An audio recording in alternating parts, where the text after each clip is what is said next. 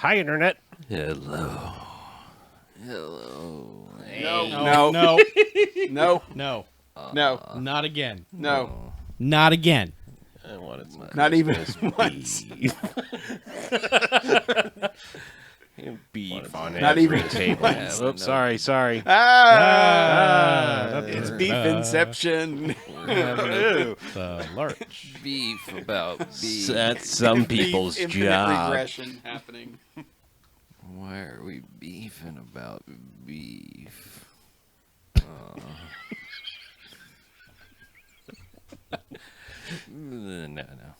I think I'm done. Christmas. Tweet. I want to get a hold of your beef tenderloins. Whoa. Whoa. What?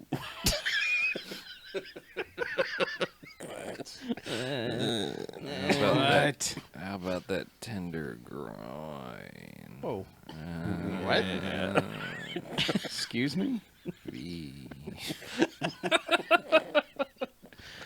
Oh, what is going on? What is wrong with us? Retweet. Yeah. Beef. Beef. You know, and we didn't do any of that until we started recording. And then the second the camera started rolling, it was like, Here comes hey, because it's it's always beef time. Welcome to the BMFcast. I just love that there's going to be some person like, oh, let me check these guys out. Christmas Twister, that sounds pretty cool. And they're going to hit play. And it's just going to be like, hey, guys. Beef. Hashtag weird beef. It's Christmas Twister. No. Christmas Chopper. Attention, Christmas choppers. Chickens in choppers. Beef. Beef. You're ready to snap back into it at a moment's notice. Anytime. Yes, other BJ. We will be discussing The Last Jedi. Chuck will be leaving the room and putting headphones on. Right. I'm going to put on the cone of silence. Your comments are updating much faster than mine. Maybe I need to pop back in. Yeah, you should pop back in. Pop back into the chat. Yeah. Up back we'll be- into the What?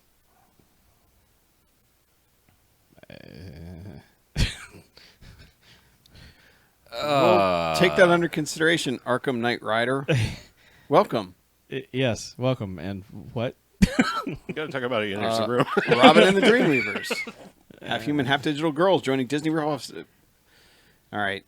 See, I think this is just a trick to get me to Google this. It is. This is probably the director of the movie. Gugu, who made He-Man.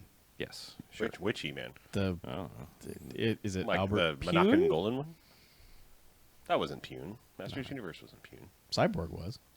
Cyborg. Cyborg. Cyborg DNA. Cyborg. Now, this is animated. Uh, Hour and 15 minutes. hey. All right. Kamoon song. All right. Anime. Damn. Like, whoever Robin is, they made her pretty fucking stacked. Oh, it's one of those. Yeah. Robin, the first girl born in cyberspace, becomes a virtual DJ for Brenda Plump's new virtual reality nightclub. However, she soon gains the attention of the letter-clad dominatrix Triple X. Yeah, I don't. Yeah. Going on here? Robin, the first girl born in cyberspace. Cyberspace. Cyberspace. Cyberspace What? DNA. Tunes versus Was one of the cast members named French Tickler? Cast members? Yep. Dr. Riedenhauer is, Oh, yeah. or French Tickner. Tickner? French Tickner. French William Tickner. Oh, man. Love whenever he shows up. Oh, Billy Tick. We haven't seen a William Fickner cameo in a while. No. Old B-Fick. B-Fick. Nope. Nope.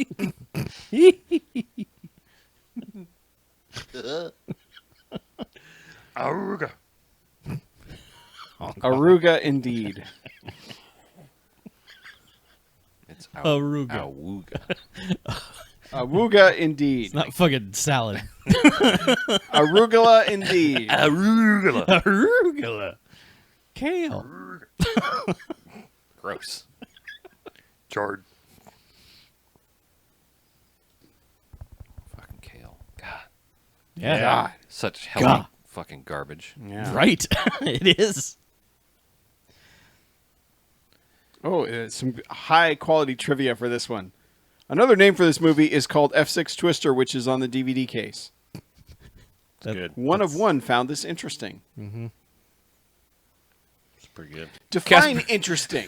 Oh, wait. Huh? Casper Van Dien also stared in 2 other disaster movies about tornadoes. Oh, he stared in them. Yes. Neat.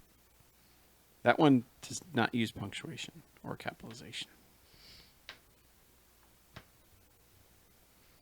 I am not looking at the chat for this episode because I don't trust these fuckers. Yeah.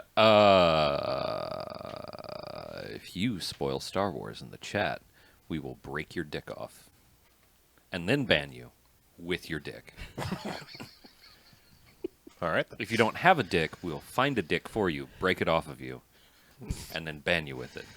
Wow. So this was my favorite somewhat Star Wars interaction over the last week. Is somebody goes, "I'm a really big Star Wars fan." Because I was talking about taking the day off to see the movie just to see it at a not busy time. They're like, "Yeah, I was thinking the same thing." Is like, I'm really curious what they're going to do with, and I don't remember the rank they gave him. Oh, son of a bitch.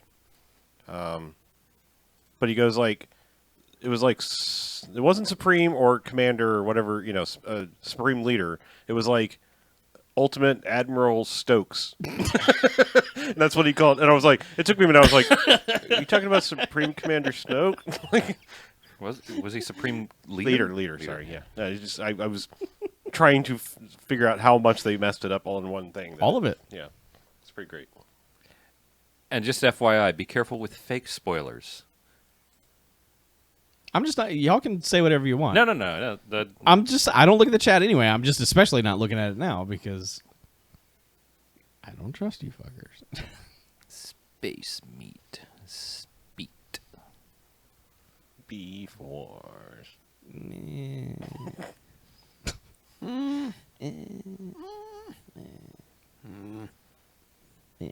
Use the beef, Luke.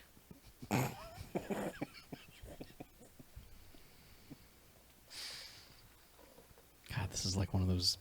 The guy who made the thumb puppets making Star Wars bullshit. Except it's all about beef. Just paint a face on a slab of beef and make their Star Wars video. It's going to be called meattub.tumblr.com. Oh, that's a good Tumblr.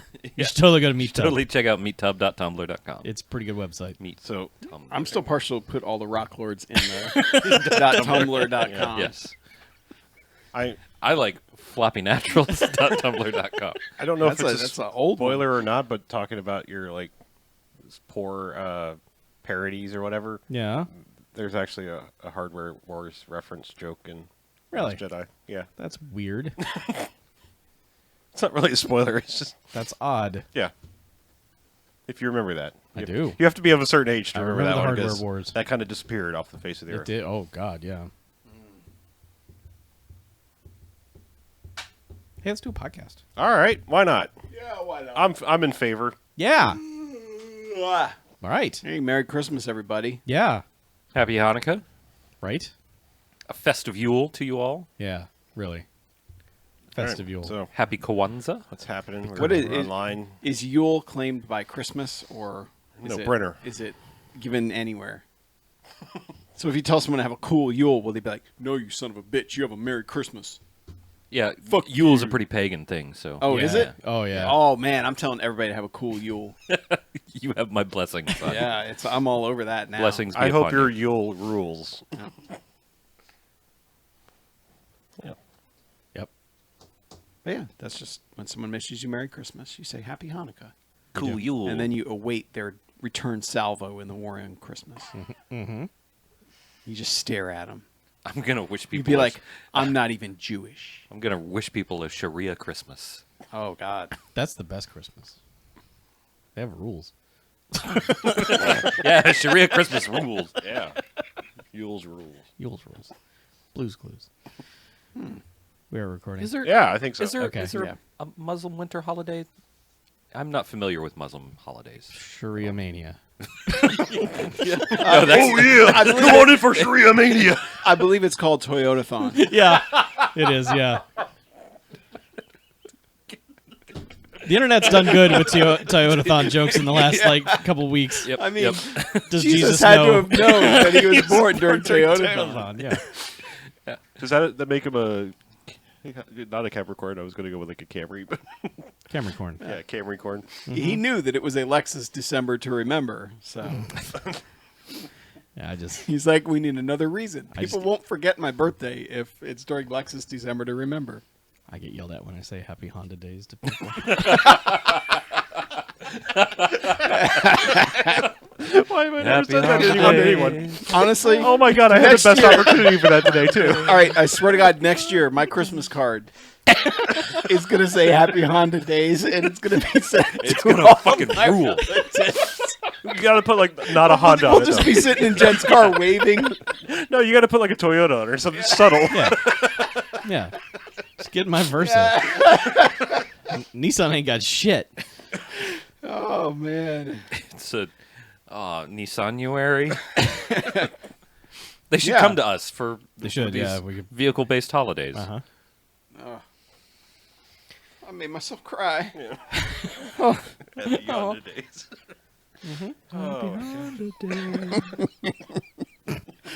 I need to do that. Jen will be like, I absolutely refuse to do that. And I'm like, fine, then we're sending out 2 cards. We No, can do what- your real Christmas cards. No, what you do is you just let her do whatever, and then you say, I'll take these with me to work and mail them on the way home. And that's when you slide all your cards that you've already done into the... Throw those other ones in the dumpster. Behind the Toyota. Sorry, phone. honey, I threw away all of your Christmas cards and replaced them Yeah. with Happy Honda Days. Fuck your He will Christmas never play a spirit. video game ever again because his hands will be broken and he will be dead. She would, Wait, she is would- that Sharia law? That's Sharia law right there. in the middle of the night, she Shia would LaBeouf. break my thumbs. I would just wake up and they're in like vice grips. And she's just like, snap, snap. She would, It's like a mini misery. yeah, she would misery you with a tack hammer. I can't believe Jen follows Sharia law. That's terrible. We should let the internet know about this so they can... Sharia doesn't like it. Snap the thumb stick. Snap the thumbs off. Snap. Boy, I'll tell you what, the actual episode is all downhill from here. Yeah. Really is. Oh, I don't know. That's a promise that you can't make. Enjoy this secret part that all of you live stream folks get to take part in. And you limited individuals that watch us on YouTube later. It'll show up in a BBS at some point. I would think so. Kwanzaa content. Where you going? All right, bye. Yeah. We're just about to We're ready. like, over all here right, winding now up. we're ready. I gotta go. Talk amongst yourselves about Sharia law. Have some more cake. Why are we dropping frames? What? Stop dropping frames. Stop, drop, fry. That is not good advice for when you're on fire. Stop dropping frames. Stop dropping frames. Clearly, there's too much space between the top of the frame and his head. I don't care if he's on fire. Frames inside of my face. Here's the 180 rule. I don't care if you're on fire. How's our frames now? Fine now. Fine now. It's because BJ got up. Too much motion. Yeah. Drop the frames. Oh God, this is drunken twister. Did you hear? Here, Heart attack. I'm better. I'm better. Yeah. Oh, man. Man, this is a fun pre-show. Alien tiki.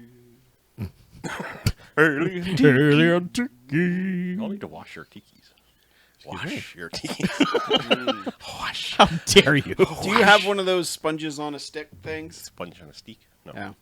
Do not. Then we cannot wash our tikis. I mean, I have like a brush thing on with a stick. As long as we've got something that can convey soap Uh-huh. and water Yeah, soap and water. into this Yeah. thing's I brain. mean, I can see if I can, procure one of those fantastic scrubby on a stick things. Ah, but Because I just had believe a these brush. these are not machine washable. No. I would prefer we not find out. Okay. Yeah. Yeah. We waited 9 months for those goddamn things. So we'll be making summer drinks next summer, I guess. Mm-hmm. All right, now that I've calmed down, let's Got all the jokes out. Yep. No more jokes. more jokes. Jokes are over. Gotta be serious now. Christmas Twister time. R.I.P. jokes. Before we go live. Yeah. Oh boy. We are live. I mean, before we go, Christ's sake. like, right into the podcast proper. Uh-huh. I wanted to take a moment while we have a hop and chat and everything. All the people are watching. This Saturday, this actual Saturday, the 23rd, at 2 p.m. Eastern, I will be doing a charity race for charity. So I'm going to be racing in this game called Getting Over It with Bennett Foddy. It is the most recent You Will Hate Your Life Playing It game. It is about a man in a cauldron who makes his way up a mountain with a hammer. It's really difficult and frustrating, but what we're doing is me and two of my friends, Evan and Molly, are pledging to donate to the charity of whoever wins. And during the competition, we will be offering people the opportunity to penalize us with various penalties for donations to the charities that we are supporting. I have chosen to race for Able Gamers, which is a group that basically tries to hook up disabled gamers with controllers or control mechanism that suit their needs so that they can play video games. So that's going to happen at twitch.tv/noquartersnet on Saturday, December the 23rd. And it should be a good time. We will be drinking. And one of the penalties is to make us drink more. So I have posted about it on the No Quarters Twitter already, but I will be posting more in the next day or so to give you guys like all the information. But it's going to be fun, so please check it out if you can. Support some good causes. Is the game Quappish? Yes, it is Okay. Quappish in that it has a very Weird control scheme. very weird control scheme, and it's like, you know how Quap like has a very specific set of rules and mechanics, and you know they're there, you just can't fucking get them to work right. Yes. Ever. It's kind of like that, Okay. but it's mouse control only. And all three of you are on screen at the same time? We will be doing a multi-stream, so each one of us will be streaming from our separate Twitch accounts, but we Okay. will also have a multi-stream setup so that you can watch all three of us, and Okay. we'll also be on chat so that we can mock each other. Okay. Cool. Yeah, it should be a good time. So if you can join us Saturday at twitch.tv/noquartersnet, 2 p.m. Eastern. That is all. Cool. Thank you. Let's do a podcast. Okay.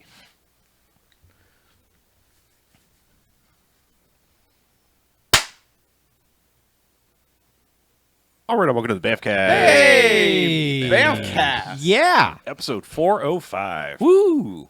Happy holidays, everyone. Happy Yeah. holiday. Happy Honda days. Merry Toyotathon to you. Yes. December to remember. So I'm Harlow. I'm Mackie. I'm BJ. I'm Chuck. And what we do each and every episode of this here BMFcast is we go and we watch ourselves a quote-unquote bad movie. Come in here and talk about it for the first half, and then we rate them. Good bad movies, enjoyable bad movies. They get 1 to 5 jocks and Robot Jocks. Robot Jocks. Yay, robots. However, And jocks. there are also bad movies. They get a negative sliding scale, 1 to 5 bags, as in the giant bags of trash in which they belong. Garbage. Ooh, get thee to the bin, you sons of bitches. Yeah. Like he said. So, to celebrate this year holiday season, December to remember. we decided to do it only the way we can with a terrible Christmas movie. We picked 2012's Christmas Twister, Christmas Twist. did. also sometimes known erroneously as F6 Twister. Bad. But Bad that is title. a bad title? No. Christmas That Twister. title as in stay Christmas away. Twister. Yeah, Christmas Twister. Christmas Twister. I want to note that the director of this movie, Yeah. this is one of 11 movies he's made with Christmas in the title. Whoa. Wow. Excellent. Busy. So it's along Yes. the lines of how many things Casper Van Dien has been in that are also Twister With related. Twisters. Yeah. He's been in a lot of Twister movies, and he's Yeah. in this one. He is. Yep. So, He decorated BAMcast alum. Uh-huh. Yeah, Dracula 3000. oh yeah, One of the best movies we've ever watched. it's pretty good. Python. Python. Pie-a-thon. And some other things. Yeah. Cutaway. Cutaway. Oh, right. Yeah. Yep. And Soon to be Fire Twister. yeah. Soon to be fired. Also, maybe 500 mile per hour Twister. storm. yeah. Uh-huh. Anyway, let's get a plot summary for this here movie, and then we'll talk sort of more about it. On Christmas Day, the Texas area to the southwest of Fort Worth is struck by a massive storm system spouting several severe tornadoes. Chuck is dying, and I'm joining along.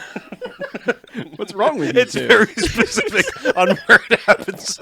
Between the 407 and 12 miles southwest of Fort Worth. You got your Twister corridor.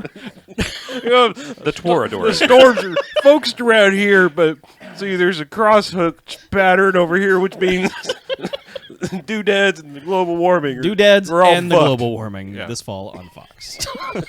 What's a doodad? I don't know, son. I don't know. I've been unemployed for 3 years. That's what a dad do. Doodad. So yeah, Yeah, uh-huh. if you haven't figured out, we're gonna dance around this movie a lot because This movie is hot bullshit. It's a TV movie look, from 2012. Yeah. this movie has some things going on. None of which are good. However, it can be a whole lot of fun because It's not boring. I'm going to go on record and say this is the hardest we've laughed in the BMFcast theater that we've laughed in a long time while watching a movie. This is a good joke movie. Yeah, we if we're super choky now, it's because we're tired. We've been doing it for an hour and many minutes. So. Yeah. Bring your own jokes. Gather all your friends. But okay, so what happens? It starts at a gas station. It starts at a gas station. A family is driving overnight to try to get to Tulsa. I think it was. Doesn't Sure. matter. They're in Texas. Yeah. This movie is super in Texas, and it wants you to know that at every point of the way. So they're driving all night. Dad gets out to pump gas. 30-year-old daughter in the back seat is like, "I'm hungry," Holding and a pinwheel. and I have a pinwheel for some reason. It's to demonstrate wind. And so yeah. So mom and daughter or sisters go into this diner. They do. And to get pie while the dad's pumping gas. Correct. And the emergency broadcast system comes on the radio and says, Hey, Christmas Twister. Tornadoes are I'm sorry, tornadoes are coming this way. Yep. Please watch out in the southwest area of Fort Worth. Yeah. Yep. And Dad finishes pumping the gas and looks straight ahead, and there's one of the worst CG tornadoes you've ever seen. People get stuck up on by the Twister a lot in this movie. Like they'll just be standing there like, "Oh, Twister!" Like Yeah. they don't. Where did that come from? They don't sneak. No, they're not stealthy. Yeah. You hear them coming. So- But this one, man, the effects are special. So you know what happens when you have like too much JPEG in a picture, Uh-huh. whatever that effect is. Compression. Yeah, Yes, compression artifacts. yeah, where it's like got almost rainbows of color. It's so bad. That's what it It's- is. Like It's bad. it's like if there was an animated JPEG, that's what this Twister would be. It is garbage. I was going to go an and say animated GIF. Feg. no. It's a GIF. I was going to say that there's a lot in common with this movie with something like Birdemic. So Oh, yeah. I would just say that like it just going in knowing that like you can have a whole lot of fun with this movie. The movie's not going to do it for you. In the same way that Birdemic, it's Yes, like the it's- movie is not going to help. Yeah, it's a bring your own fun unless you can just simply laugh at ineptness. Yeah. There are better shitty tornado movies. There's a couple funny things, like legit funny things that happen in this movie, but we'll get there. Yeah. But yeah, so The waitress in the diner is just like, we got a store room, let's go get in it. yeah, So, and it's very much like actual Twister, where they It all is. go hide in they say it's a shed. It looks like it's just a cargo. It's a container. shipping container. Yeah, it's a There are shipping two container. shipping containers outside of this place, and they go in one of them. And for some reason, the dad that was pumping gas has to like hold the door closed with a rope while everyone 20 else. other people just huddle in the back, go, I hope he keeps that door shut. Well, like 5. Still. One of them is a very large man, Yeah. and he would be very useful. Yes, He'd he would be a good anchor. Good anchor, yeah. Yeah. But yeah, I was assuming that if they were going to copy that from Twister, he was going to get sucked out, and that was going to be some crux of the movie. But Yeah. no, everyone's just that's really this scene sums up the entire movie because thing happens, everyone panics, everyone is fine, and then everyone comes out of the container, and it is, as someone said, it's basically like D-Day. It goes slow motion, like look at this horrificness. And it's like, Yeah. there's a couple things knocked over and somebody has a scraper on their arm. Big fucking whoop. Yeah. Something's on fire. You but, might have know. to sweep. Well, I mean, this thing. So when it comes by the gas station, it does set the pumps on fire. It sucks up all the tires. It does. It sucks up two It CG becomes a cars that weren't there tire-nado. before. Yeah, Tire-nado. Yep, for the Tire-nado. rest of the movie. So, I mean, it does some damage. But then when everyone comes out of the cargo container, they just look around and it's like, oh dear, things have toppled over. This is horrendous. And then we never see any of these people again. Nope. No, they might show up in as other background people. Maybe. Because, I mean, this movie also does that a lot. That, like, I'm pretty sure every extra on this movie was someone that just worked on the movie. Because there's a couple people that are in multiple locations that get hit. Like, Yeah. we're 99% sure. And it's weird, too, because they give the dad just enough dialogue to suggest that something has happened to this family before, because he's very specific to the daughter, like, I'm not going to let anything happen to you this time. Right. And it's like, well, okay, these people are obviously coming back at some point. No, never see him again. It just cuts to 2:45 in the morning, and Casper Van Dien and his wife are sleeping, and he gets a phone call, and it's just like, what? Tornadoes? I'll be right there. And then they have some dumb fight about... Well, he hands her the anniversary card, which is literally, like, printed out on a piece of standard, like... folded up piece of printer paper. Printer paper. Happy You know- anniversary. 20 years ago when you got your first like color laserjet Sure. printer You were and you were using making your own print you're making Yeah. your own Christmas cards. That's what Casper Van Dien Yeah, did. except we also usually bought cardstock when we did Yeah, that. not This just- is literally like copy paper. Recycled gray Richie Rich paper. over here buying cardstock. Well, okay, thicker than standard copier paper. Yeah, this is Yeah. a piece of copier paper. But Yeah. I don't know. It's like they're maybe fighting, maybe not. Oh, they are. They are. Oh, they are. They are. They are. Because he's like, what about Logan? And she's like, I don't want to talk about Logan right now. And he's like, well, what about Logan? Yeah. I don't want to talk about Logan. Okay, we'll talk about Logan later. And then her Bye. phone rings, and he's It's like, Logan. "It's Logan." Well, her phone rings. He's just like, you should answer that. Yeah, Walks out of It's there. probably Logan. yeah. Yeah. And then he like goes and stalks his children. Like he goes and Yeah. he poltergeists through the house. He and just looks looks at, in Well, on his children, daughter, to be fair. again, is like 30. Yeah, a little older than she's probably supposed to be. Is asleep with like her phone in one hand. So Yeah. he like takes her phone out. She doesn't wake up, but then goes to see his son, Right. who's like 12, 13, but acts like he's 7. Yeah. And he's like, the dog's like, they have a little dog, like a little poodle-ish dog. Allison, And Ashley. Ashley. yeah, he like looks at the dog. He's like, "Go back to sleep." And then the son wakes up and is like, "Oh, hey, Dad, you like my thing?" And he's like, "I built it." And he's like, "Yeah, but you shouldn't have done that. You took my tools. You touched my tools. so you remember you're grounded." You're so grounded. And we, we have this thing where he's just like, "Oh, but Dad," he's like, "You're still grounded. Yeah. It's good, but your mom said no, so Yeah, you're grounded. You're You real learn great rules." and talented and creative, but you are never Yeah. leaving the house again. But don't touch my tools. Yeah. But then, as he's leaving, we get to see what it is that he made, and it's it's like this. It's a nativity scene. It is, but it's like this It's not very good. cardboard cutout It's like thing. pop out plywood, just Yeah. paint by numbers. It's fucking garbage, is what it is. I also love Yeah. that it's Step up your game, 12-year-old with a jigsaw. it's not worth getting grounded for. I love that the menagerie is one sheep. Yes. like that is. Are you sure it was a sheep? Are you sure it wasn't supposed to be Ashley? Was it? It was a sheep. I think it was supposed to be Ashley. Well, it's hard to Okay. tell because also, as you pointed out, Jesus was an egg. Yeah. yeah. There's literally a nest in the middle with the Jesus egg. Away know, in a manger, no it crib was- for his egg. As Jesus hatched on It was- Christmas Yeah, Day. it was Raptor Jesus. Come on, people. Yeah. Jesus wasn't riding the raptor; he was the raptor. Christ finds a way. So we're not actually waiting for the rapture; we're waiting for the raptor. Oh, It's, you that's know, a This is mistranslation. what happens All when makes too many sense people. now. It's like a game of telephone with the Fucking Bible. King James. Yeah. Raptor is the Fucking reason hell, for the LeBron. season. I mean, Jesus. Come on, get it right. Fucking hell. But yeah, Anyway. so this kid used up all the plywood that they could have boarded up their house with Yeah. to make They fucking pay for that later. to make a shitty nativity in the front yard. Shitty nativity. Yeah. Yeah. Yeah, so he goes to work. He works in an abandoned college facility where only 2 other people work. Well, no, everyone's gone because it's Christmas break, Okay. except for these 2 losers. Except for these 2 hardcore one of which, tornadoists. who apparently doesn't know anything about tornadoes, because they may as well have named her Cypher, because whenever anything comes up, she's like, "What's that?" Yeah. And I'm like, "Oh, well, this is the categories of twisters." Yeah. And It's like, I totally want to be a weather scientist. What's weather? She's the sister of that girl that was on Saturday Night Live, Jenny. Yes. She's blank. Yes. Sister Twister, now your time has come. I mean, she's like the girl that's just sitting there. Siri, is that rain? Yeah. It's like, yes, bitch. Yeah. Fucking read it. You can see it. Yeah. So anyway, yeah, the dumb girl who knows jack all about anything, and then just guy who's just like there to tell Casper Van Dien things.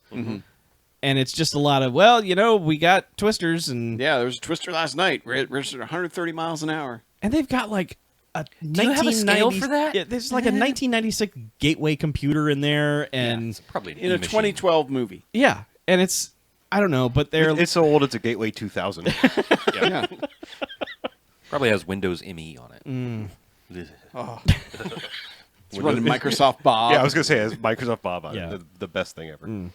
but he's just like, yeah, boy, this is bad. Look at this ring of fire Well, I or love whatever. that- We yeah, fell it's- into it. Yeah, It's a hook echo. a hook echo. echo, Yeah, that's what's a hook echo?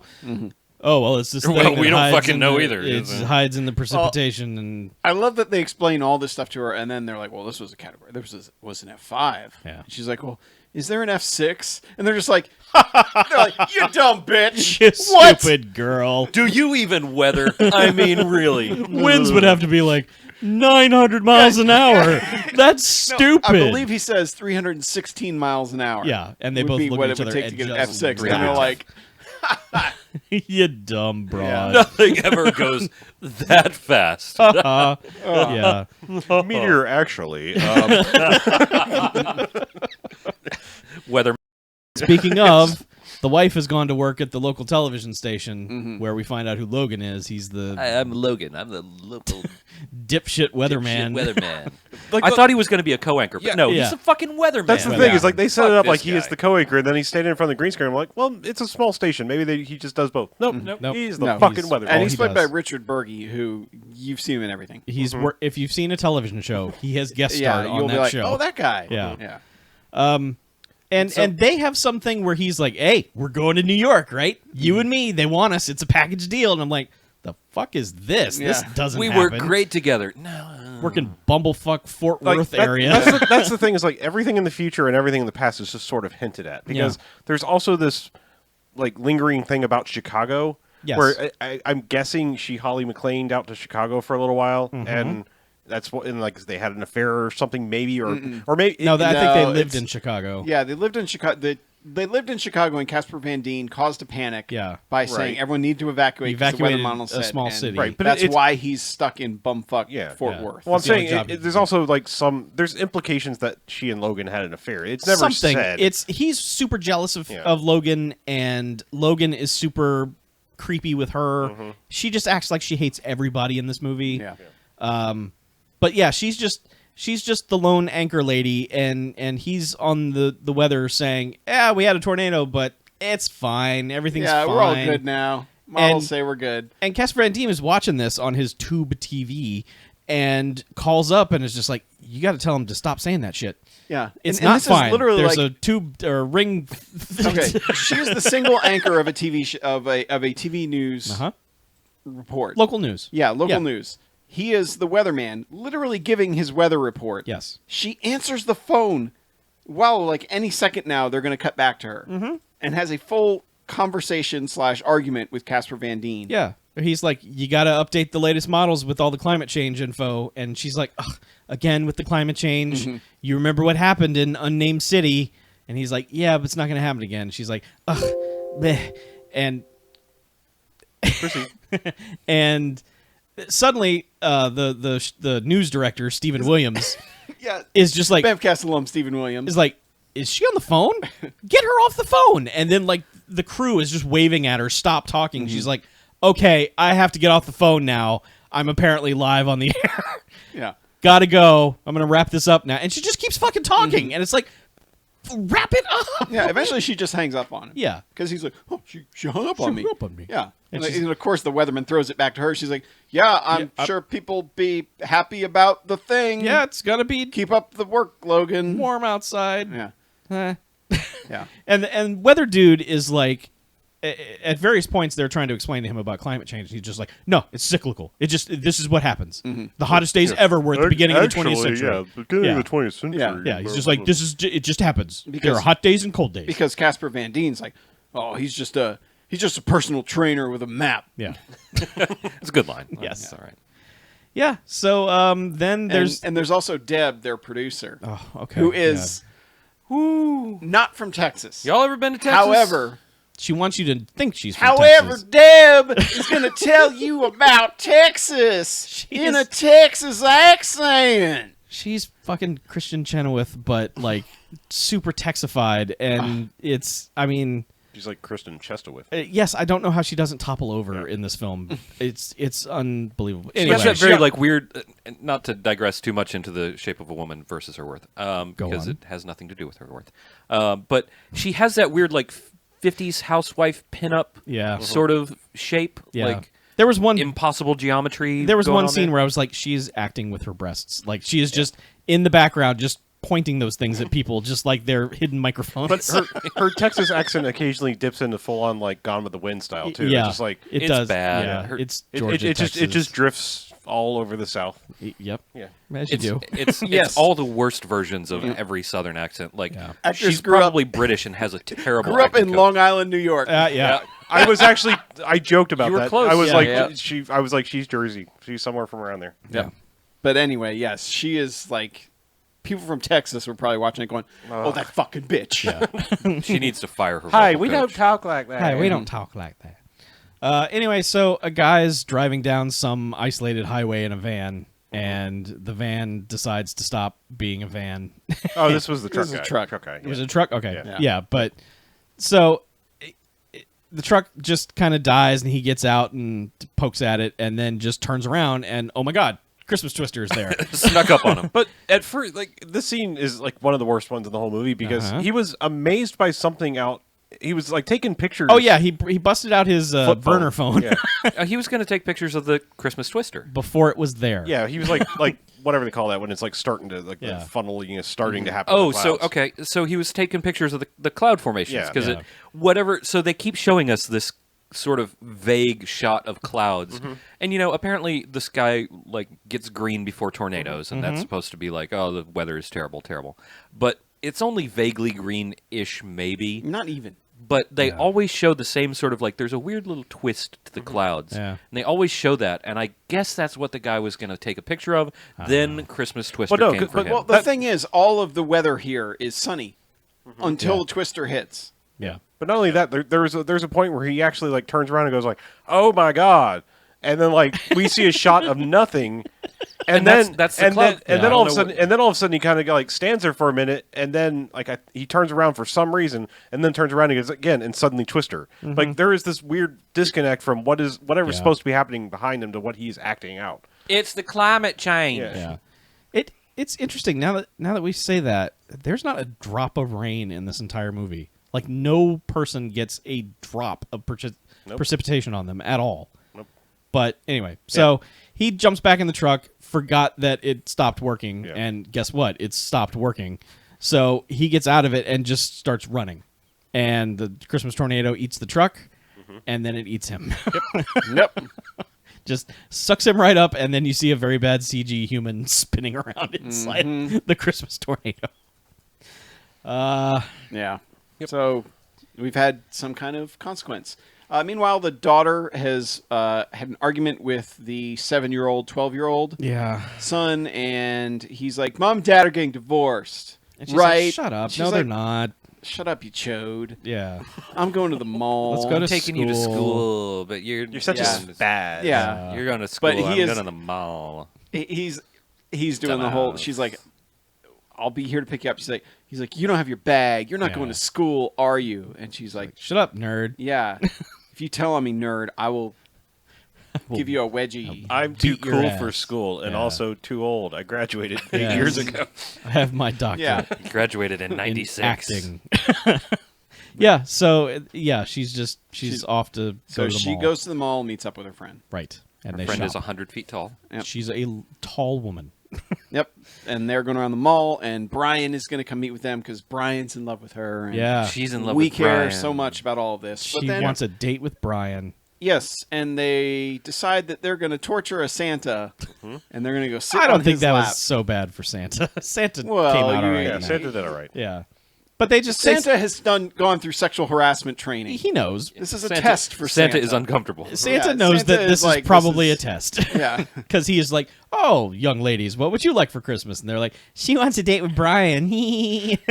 And Santa's like, I'm going to do hoverheads. Ho, ho, ho, ho. Yes. yeah. Get away from I me, mean, hoes. I'm not slut shaming you. That's just my phrase. That's just my But thing. the best part of the scene is they're doing that and giggling, and the guy who has to take the pictures, the elf, is just like, man, fuck these two bitches. Because he rolls his eyes like he's Like a fucking slot machine. like he sprained his forehead rolling his eyes. He rolled them so hard. I need a gif of this. I wanted to give that guy a round of applause Yeah. for that take because he's just like, oh my god. He was supremely It is- pissed off that he was having to It do is this. an epic eye roll. Yeah. And should be among the eye roll. And gifs. then when he escorts them away, he's just like, get the fuck out, go away. Oh, one last thing before we stop talking. Well, we're going to talk about the mall a little bit more, but like this is a very large and very nice mall for what has just previously been established as a town of a population of 9,000. Now, I understand there's lots of little micro towns around the bigger towns. Yeah, this is the However, Tri-Cities Mall. It's just like they just showed this like little, I mean, classic like podunk little main street with like you know mom and pop stores, and then there's this nice ass mall. we learn later that they are fairly close to Fort Worth, so I guess that explains it. It's but a outlier of yeah. Fort Worth. But that's the other thing is like whenever they're in the car, they talk about being ridiculous distances away from each other, and it's like.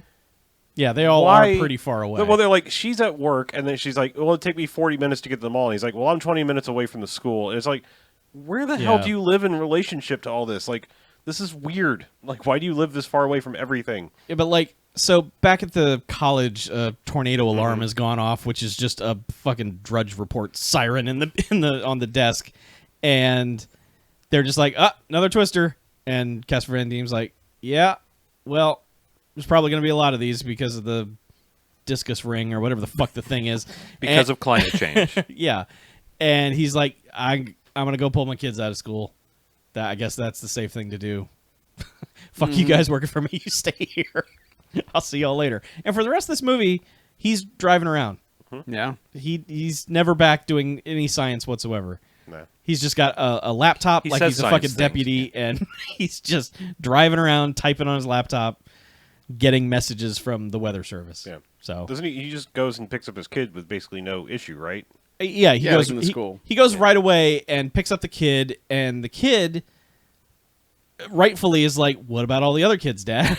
And Casper Van Dien's basically like, don't worry about that." Well, no, he said, I told the principal. I Yeah. warned the principal because as they're They do leaving, it, yes. yeah, we're doing tornado drills. Yes. Repeat, we're doing tornado drills. Yes, because meanwhile he has called his wife at the station, who's now off the air. You know, they're doing their daily whatever they do. Yeah, you know, showing sitting Montel on, and all sitting that. on Facebook. Yeah. all day. You know, and Trying to improve their and metrics. he's like, you need to break in and you need to tell people, you warn the people. And she's like, I can. Are you like? Are we doing this again? This is and like he's Chicago. like, no, it's for real this time. Honest, like people are gonna get hurt if you don't go on the air and talk about this. And she's like, I'll go talk to Logan. And he's like, Fine. no, you don't have to talk to Logan. This is for real. Yeah. Logan doesn't know shit. And she's like, yeah, but he's still the guy in charge of weather. Chief They're just going to go meteorologist talk to him for- anyway. Mm-hmm. And I'm just the lady who reads the teleprompter. Don't you know this? Yeah. This is how this works. Didn't you watch Anchorman? But she just goes and talks to Boobs McGee, and she's just like, It's like, "You think we're breaking in on our number Yeah. one rated show? Nah, you're crazy. Yeah. Get out of here with that." yeah, she's like, the National Weather Service has not issued a damn thing about this. There is no warning. There's no watch. We are not breaking into Montel. He gonna cause a panic. Yeah. She So gave her a crawl. She's like, I'll give you a crawl. yes. Watermelon And meanwhile, Logan's just, are you back on this bullshit again? Yeah. Really? Is Ethan calling? Is he still doing that? Yeah. So you should really leave your husband. He's yeah, an idiot. Yeah. By the way, hey, how about that big city job? Yeah. huh? They want both of us. Yeah. Huh? He's like, are you coming with me or Are not? you in?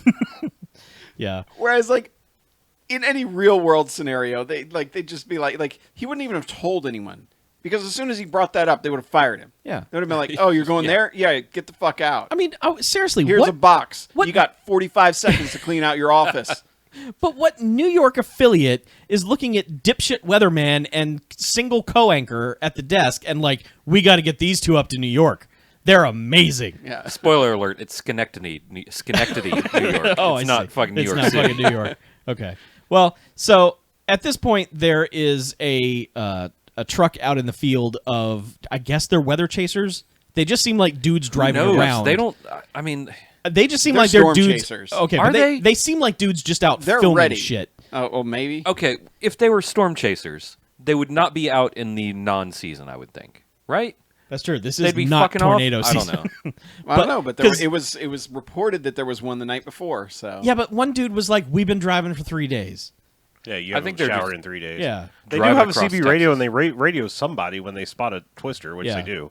Which they look over and they're like, "Oh, Christmas Twister, get that shit on Twister tape." snuck up on another one. And it's following them, and then like Well, the guy's got I just want to point out the guy's got a video camera. He's like, I'm capturing it in HD. HD. And over in the side, it's like the resolution is 2560 by 1080, and Uh-huh. I'm like, the fuck? Yeah. like I didn't notice that. I Man, just like good eyes. weird thing. I was like, what the fuck resolution is that? Yeah, dude? I mean, this is a JVC camcorder the guy is holding, and he's like, "I'm getting it in HD." And then so like the Christmas Twister is chasing them, and then the Christmas Twister just decides to stop chasing them and goes off across a field. And Well, it they sees actually, taste your prey. yeah, but they actually go, "Aw." yeah, because at one point it's like, it's almost doing the T-Rex in Jurassic Park, like objects Yes, are closer it's, thing. it's right there behind them. and then And it's I just just- like, nah. I love how this plays out because like they show their reactions. And the one guy's like, "Oh no," and I was like, "Oh man, it cut ahead of them and it's coming for them now." And they gotta turn their Right, their it's truck gonna pass them on the Yeah. right or something. And It's going to head them off at the pass. Yeah, I was like, "Oh, it cut them off. It knew where they were going." They just skipped But right over him, and No, it's no, it's heading for the train tracks. yeah, it just goes over and chills out on a train track Yeah, for a while, It does stop. and just lets this giant train come to it, and this train just is like, all right, whatever, and goes full steam ahead into the Christmas Twister, which causes a terrible CG train to just bounce around. Yeah, all of the CG things getting bounced around. Like there's one particular Honda Civic that they love chucking around. Oh, it's a Celica. It's Oh, a it's green. one- yeah, it's a a green distinctly green Toyota Celica. It is like the guy was like, "Man, I made this really sweet Celica in Gran Turismo 1 on my PS1." Yeah. Right. And they're like, "Well, just rip Let's, it out. let's do it. Let's use those just assets. rip that model out. We're using that." Yeah. But yeah, like the CG train just bobbles around inside the Christmas Twister. And like the guy who was filming it is just like in awe and forgot to film it. And luckily the other guy raises the camera up like, "Idiot, shoot this." genuinely good moment in this film. Yeah. But then Film. I don't know where that Christmas Twister goes, but it Yeah, and those guys, It they're, just they're rode, going. rode the Yeah, rails. they're fine. It rode the rails. It just became a Yeah. hobo it twister. did hobo Twister. Which Twister train. Just going from town to town, getting Erase that from your adventures. memory because I'm writing that one right now. Are we writing the song or the movie or both? Everything. I'm a hobo twister. But those two guys riding the survive. rail. Yep. Never And see now- him again. Yep. Now we're back to the mall Right. because Casper Van Dien, he's picked up the son. The son's like, he's like, and, Well, he you keeps know, trying to go, "Dad, I need Yeah. to tell you," and he's like, "I don't." You shut a hell up, son. Busy. I'm Adults are speaking talking to your here. mom. Right. Your mother. Do you remember her? Have you seen her Well, lately? he started like literally the second he pulled him out of school, like, "Dad, I need to tell you later." Yeah. And like finally he's talking Yeah. to the mom, and he's like, "Dad, I need to tell you." No, not right now. Mm-hmm. Dad, she's not at school. Yeah. And they're both like, "What?" like simultaneously. He's talking to the mom on the cell phone, and they're both like, "It's 2 days before Christmas. Where could she possibly be?" And they both go, "The mall." And it's like, yeah, Yeah, that's the worst place to be. And the son is kind of like, "I could have just said that if you had listened to me." So all this investigating is pointless. Yeah. So he calls her, and the friend snatches the phone and is just like, "Friend's phone," Yeah, and it's, is that Brian? yeah. And he's like, "Oh, it's your dad." Yeah. iPhone. Snatches her iPhone, which identifies the caller. Of course. Oh, I'm getting a phone call. Yoink. Yeah. And she's like, "Am I in class?" Yeah. Or he's like, "Where are you?" It's like, "I'm in class." I'm in school. And- No, you're not. Your brother said you're at the mall. Dad, shut up, Dad. yeah. She's like, "That little chode. Yeah. He told you." Such a spaz. And then Gag me with a spoon. Christmas Twister shows up. She doesn't talk like this at all. No, Nope. no. But she may as well. She talks But like her a normal attitude 30-year-old talks like lady. that. Yeah. But yeah, Christmas Twister shows up and knocks the cell tower over. Yes. So somewhere Is it near even Casper Christmas Van Dien. Twister that knocks the? Yes. Yes. Okay. Yeah, It's it somewhere just near like- Casper I thought it Van was. Dien, I but thought it might be just Yeah. wind. No. it cuts them off Yeah. before you can tell her. And she's like, Dad? Whatever. Yeah. Yeah, whatever. And then, okay, is- so they have established that there are Christmas carolers outside the mall. Yeah, they established them like 8 Yep. times. And But they're Dickensian Christmas yes, carolers. and they're singing at the cloud, and then they're angry singing at the cloud, and then they're worried singing at the cloud, and then they're just like, fuck it, let's go in the mall. As everyone just starts Well, isn't- panicking. No, as I said, no, it's an Oliver Twister. Run. Yeah. Yes. Yes. Yeah. So everyone starts running for the entrance They of the ran mall. like the Dickens. Because we've also seen in random street scene in this little shit burg Yes. that the sirens went off and everybody like they know what to do, man. Yeah. They're all Oh. bolting for their Yeah, but it just becomes secure like shelters. it's just a game of musical chairs. It's just like whatever door you can find, get in it. And when you do get in it, lock it from the other side so the next person can't get in. Yeah. One door only for every person. I believe also their the family house has been attacked because there's a scene where you just see the dog chilling in its bed, and then the dog is like, "Rrr," and then runs over to the window, paws up, and looks at the Christmas Twister. looks at the twister And then somehow runs opens a out of the door. house. Yes, it gets out of the house, and just takes the fuck off. takes off, and is just like, I guess this is my life now. Yes, hobo dog. Yeah. He's got his little bindle on his side and everything. And he's like, Hobo Dog versus Hobo Twister. He's like, this summer on Ion. He's hobo word bound. Yes, yeah, yes, I'd ride the rails, but the train got wrecked. So right. No trains. That's actually in the song Hobo Twister. Because- What this movie does after there is vague damage is that they put in stock footage of actual storm damage, which, you know, is just cheerful as hell. And then, so they show a bunch of this, and then they cut back to the neighborhood, which they've just sprinkled debris over to make it look kind of bad. And the dog is walking down the street just like, well, okay, I guess I have no home now, even though their home is still mostly Hey, intact. what's up, neighbor? But this dog is just like, well, Yep. time to run away. yeah. So anyways, all this has happened. Yes. And this is when the twister hits the mall. And everyone, you know, the carolers, oh my God, it's a twister, and run inside. Oh my God. Well, they've also established that it's now an F6 Twister. Like Yeah. the one that's about to hit the mall and the town is like. Yeah, because It's- Nerd Boy has been like, boss, the winds are 900 miles an hour. And he's like, it's an F6. Because at one point they were talking about the perfect storm. And this is like 3 cells that have joined up and become mega super Christmas Twister. Yeah. So, Well, they just say 320. yeah. 320 miles an hour. 320 Blaze It. Yeah. So yeah, so it's That's the it's- weed number for tornadoes. I love that it's coming for the front of the mall. Everyone's like, oh my God, we got to get to the emergency shelter. But the 2 girls are like, oh look, Brian is Brian. outside. Brian's been locked out because that's what you do in the case of a twister is you run inside and you lock the door Lock the because doors. if you can't run fast, fuck you. Yep. You're dead. And she just stands there and says, someone let Brian in. She's standing right by the door. I you 30 could let feet from the Brian door. in. I want to point out like a force of nature that rips windows out. Uh-huh. The fuck is the point of locking doors? I don't know. It rips doors off. Yeah, just rip 'em Like, right off. You know there's why? no Because reason. fuck Brian. Yeah. Move quicker, Brian. Yeah. Well, Should have Brian, gotten there on time, Brian. Yeah, Yeah. Brian. Brian goes from standing at the door going, help, let me in, to the full-on, like, I'm being dragged away by the storm. Holding onto the door, like We- legs yeah. straight out the back. Yeah. Like, and we don't see it. Like, I'm saying, like, there was Oh, a yeah. cut, and suddenly he is, horizontal and being pulled towards Yeah. the storm, Yeah. and then, like, let's go, and, oh, no. The lesson Brian's is, don't be such a horny teenager, or you will get sucked into a fucking gone. tornado. Yeah, On it's- Christmas. It's the classic horror movie fable. If you Yeah. skip school, right. Christmas Twister. Krister. Yeah.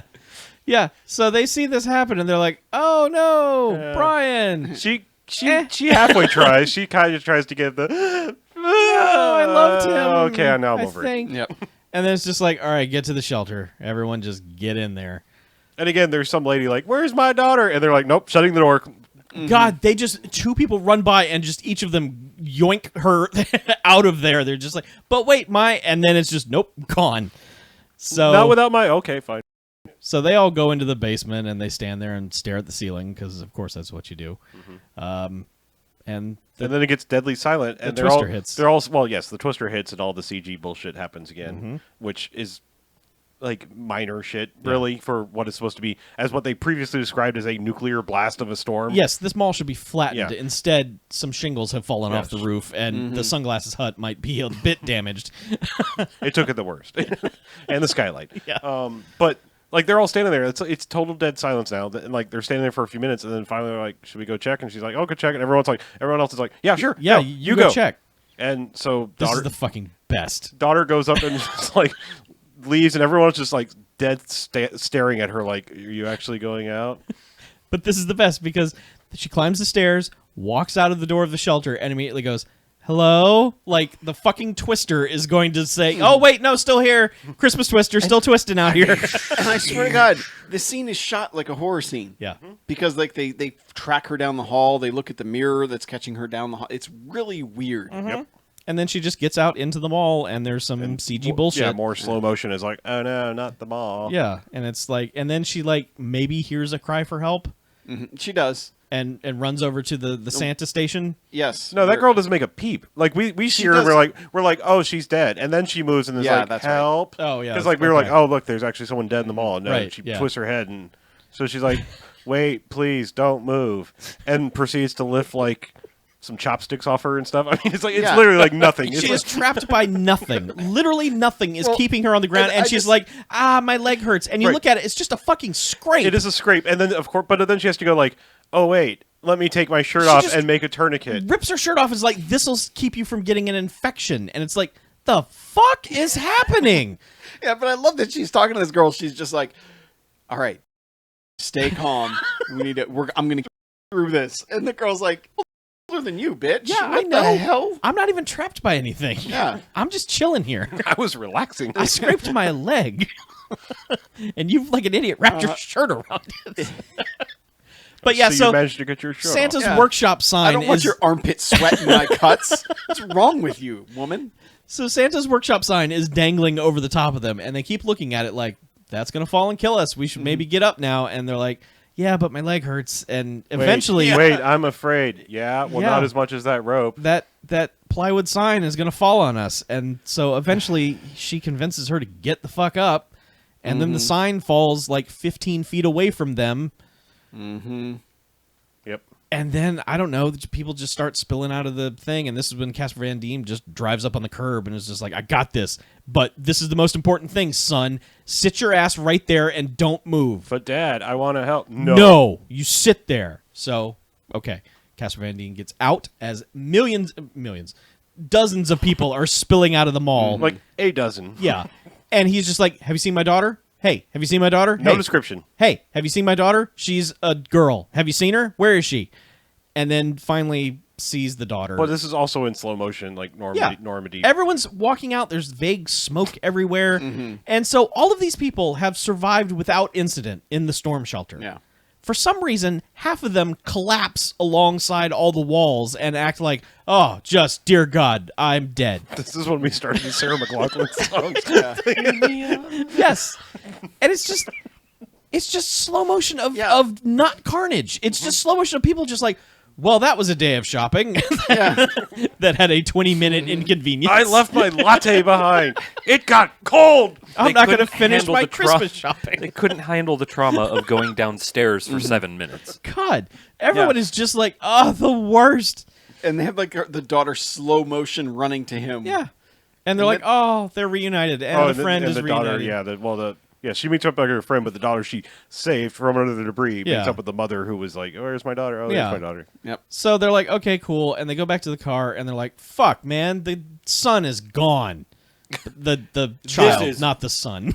This is like, This is unbelievably stupid. man, this is Snoop Dogg's weed level of dumb. Like, it is the pinnacle of hot bullshit. So at some point, while they are standing in this entryway to the mall, which is just this corridor, really, it's not that big, as they were coming out and reuniting with Casper Van Dien, the sun has just stealthed by them somehow, Yep. given an injured person, given a person who couldn't handle surviving the storm his sweatshirt, and then She was in shock. whatever, So and then fine. made a beeline into the mall. To help her grandfather. Right, there was a vague, like, I don't know where my grandfather Yeah, is. because Casper Van Dien does another thing of going around whenever. Have you seen my son? Have you seen my son? He's redheaded. He's got freckles. He's and he's this got big. a Texas sweatshirt on. Jason. Yeah, and then they're like, Yeah. he's like, he goes over to the person who has the sweatshirt on, and it's like, have you seen my son? He was wearing a sweatshirt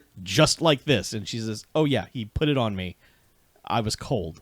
Yeah. I hate to make a super obscure reference, but like the way this you girl, don't. the way this girl acts is like the not Charlton Heston guy in Wayne's World when he's like, I need directions to, and the guy's like, oh, he's like, can't we get a better Oh, actor yes, here? You know, like yeah, that guy, and yes. then they bring on Charlton Heston, but like, because like this girl's just like, I was called. He Yeah. gave me my sweatshirt. He's looking for my my grandfather. I'm in shock Yeah. at how bad I can act. So we go in, and there's just suddenly this random pile of debris and an old man standing over it, and he's just like, your boy came in to help me, and then a bunch of shit fell on him. He's under there somewhere. Poor little feller. And that's when Casper Van Dien's like, oh no. And then he pulls, and then he sees like a hand laying there. And he's like, oh my God, Oh, my Jesus son. God, no. And the old guy's like, yeah, it's a crying shame. Yeah, your boy died. I can't believe that happened to him. And he pulls all the stuff off, and then the kid is still alive. Yeah. Yes. Yep. But it goes on for so long that we were just like, we were making the old man give him stories, but yep, it impaled him right through the skull. Yeah. Like just crushed it like a Yeah. grape. We were just standing here talking about the weather, and I had then never seen bones bend like that. there was so much blood. Yeah, that Santa's workshop sign. You don't think they're that sharp, but man, it cut him right in two. Yeah. Just vivisected And that it's little the only sucker. thing keeping him together right now. I lost one of my boys similarly in a thresher accident. Let me tell you about it in great detail. Because it's very similar to what happened to your boy. Christmas Thresher. It was a long, slow death for him. I loved him. Yeah. But I it guess was a you long, love your slow boy death. too. Yeah. He's going to die real slow. As soon as you remove that I mean, candy I guess- cane from his heart, he's I going to guess bleed out. loved your son is more appropriate. Yeah. Since, you know. He's clearly got a pile of plywood on top of him. He is smushed. If you move that Annie Ann's pretzel from the center of his chest, he will just bleed out. That cinnamon sugar pretzel's the only thing keeping him alive right now. Everyone, He's got a Himalayan salt lamp lodged in his spleen. everyone whose son is still in one piece, step forward. Not so fast, Casper. Hey, that's a funny name, Casper, because that's the same thing your Yeah. kid is now. Now your dead boy is a ghost. Was he friendly? I don't know. I didn't know him long. Moments, really. We were just like, hey, look out. And then I got out of the way and pulled your son into the path of the debris. I mean, I'm sorry about your boy, but I'm fine. Yeah. And I will continue to make Your America son, great one, again. yeah, your son one day might have been voting age, but I'll vote for Trump in his stead. He sacrificed his 7 years on this earth to save my 90-year-old ass. What a brave soul and a valid trade. I'm gonna die. I'm gonna die in 4 months driving my Lincoln into a mall. This very mall. I'm going to drive right in. Maybe this or a farmer's market. I'm not sure which, but I'm just gonna plow right through them. And I'm so glad that your son saved my life, so I can be the one to do that and fulfill my destiny. Yeah. Yeah, it was all that. Yeah. But the boy's no, fine, actually. But actually, the kid is totally It's fine. totally Yeah. fine. They This, just this, pull movie, him- this movie is 98% consequence free. God, Yeah. because they just yoink him right out of this pile. The first 12 seconds of it, they acted like, oh no, he's crushed. And then they get his hand and just Casper Van Diem just pulls him out They of there. don't even bother like lifting the no, toothpicks off just of him. pull They him just right out of there. Just right out of there. Slide him right out. Yeah, but this is when we get the slow motion with him carrying him out of Yes, the mall. Yep. because there's like smoke around the front entrance that he walks through, and Heroically, like he's done a single fucking thing this yeah, movie. and the daughter and the daughter's friend just instantly start bawling, just like Yeah. just crying their eyes out, just oh my god, thank God he's saved from his dumbassery of whatever the fuck he just did. And it is just 5 minutes of all of them just slow motion. Yeah. Just hero shot while there are still people who suffered no injury whatsoever dying on the ground. Now, once Brian's dead. Yes. Like, we kind of half expected to find him impaled on something. Yeah, in no, the Brian is gone. Brian went to live on the farm. He actually might be in the arms of an angel. Like, he just Brian died propelled on the up way there. back to his home planet. He did, yes.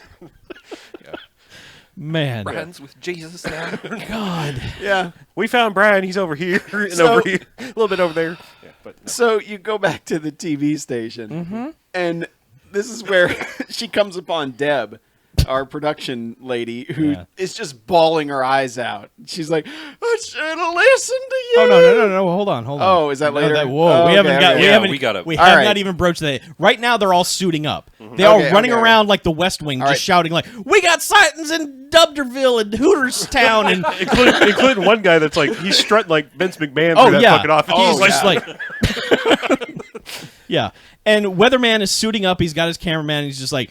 He's just Emmys and congratulations and millions of dollars and New York and Emmys and everything. This is great. Let's Peabody. go. Yeah. So So Logan and his cameraman, they're going to go out and they're going to chase the storm. they're gonna just get some footage and be heroes or whatever. and meanwhile, again, Twister's shown up and more sirens have gone off. Twister is everywhere. It decimates Fort Worth.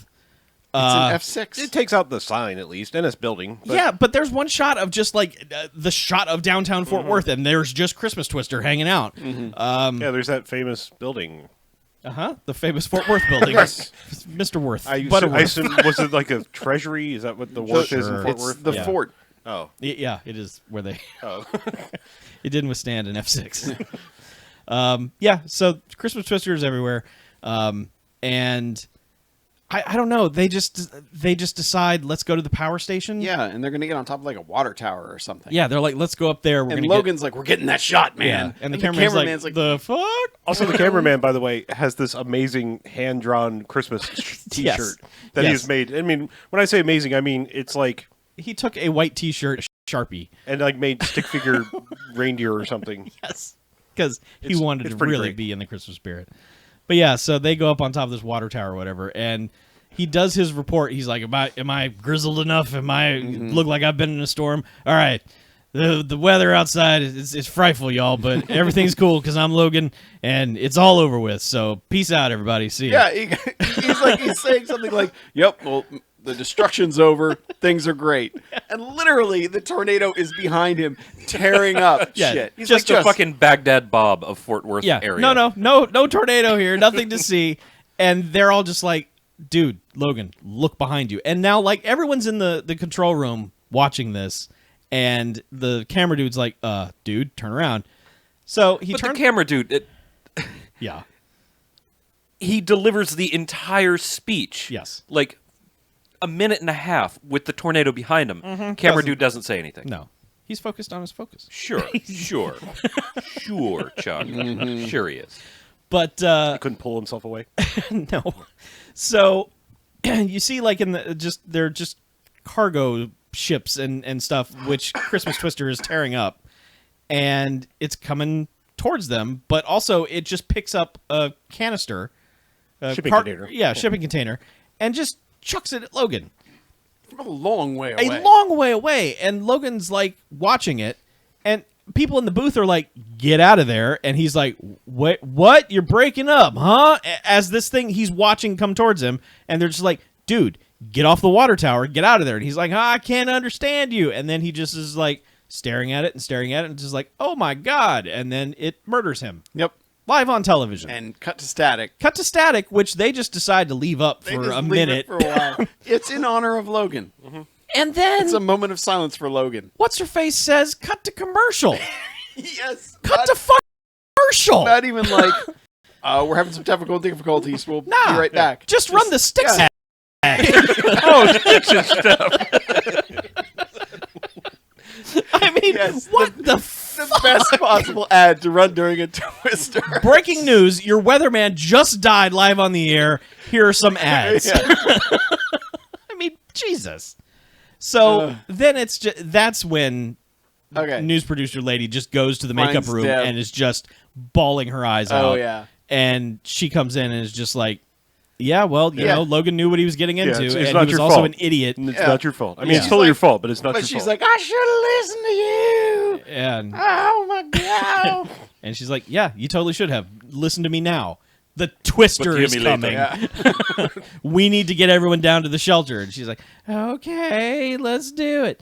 So Casper Van Dien's wife just kind of goes back out into the bullpen area and is just like, hey, She's listen got up. a real weird name, by the way.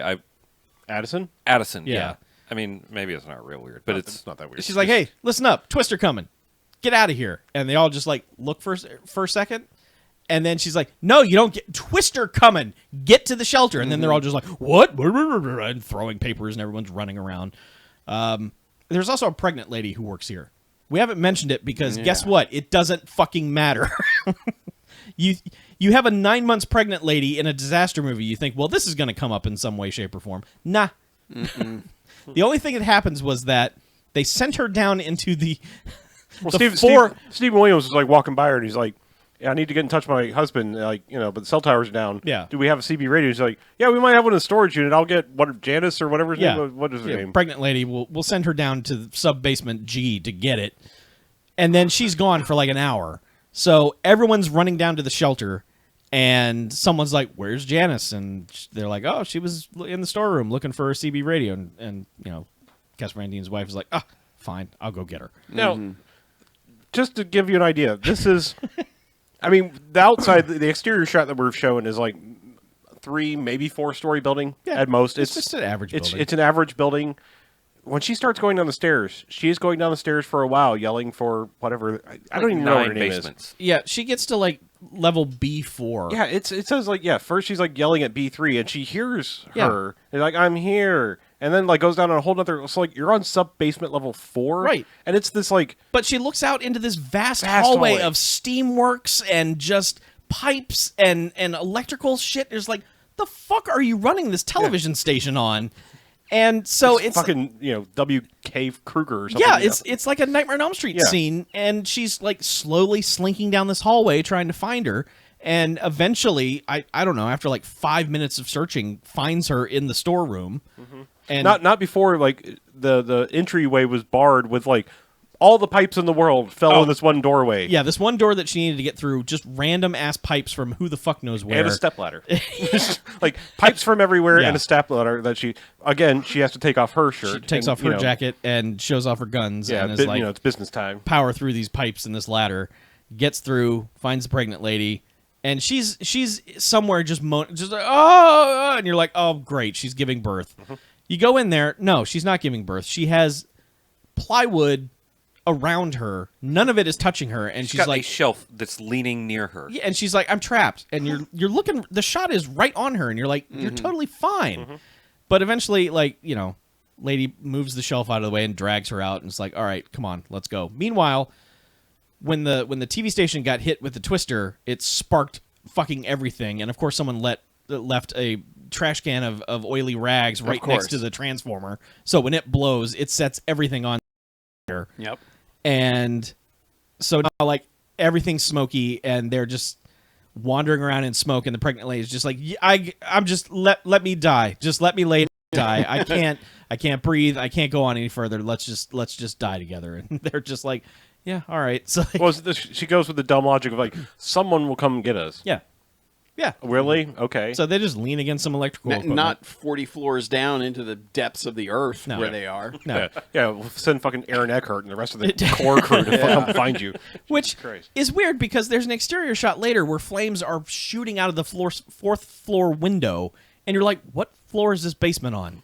Like, how is what the... I don't know. But anyway, Casper Van Dien shows up, and he's like, I'm here. Yep. And everyone's left the shelter at this point, and half of them are the same goddamn extras from the mall. Yep. And they are equally slow-mo D-Day, man, we have seen some shit, when in fact they haven't seen a fucking thing. They've been safe in a shelter for 20 minutes, and that's it. And they're all just fucking dying on the ground like, oh, dear God, the twister. So Casper Van Dien goes in. Yeah, he finds Deb outside. He's like, Oh, she went to get the pregnant girl who got the CB. Yeah. They must be down there. Yeah. Yeah.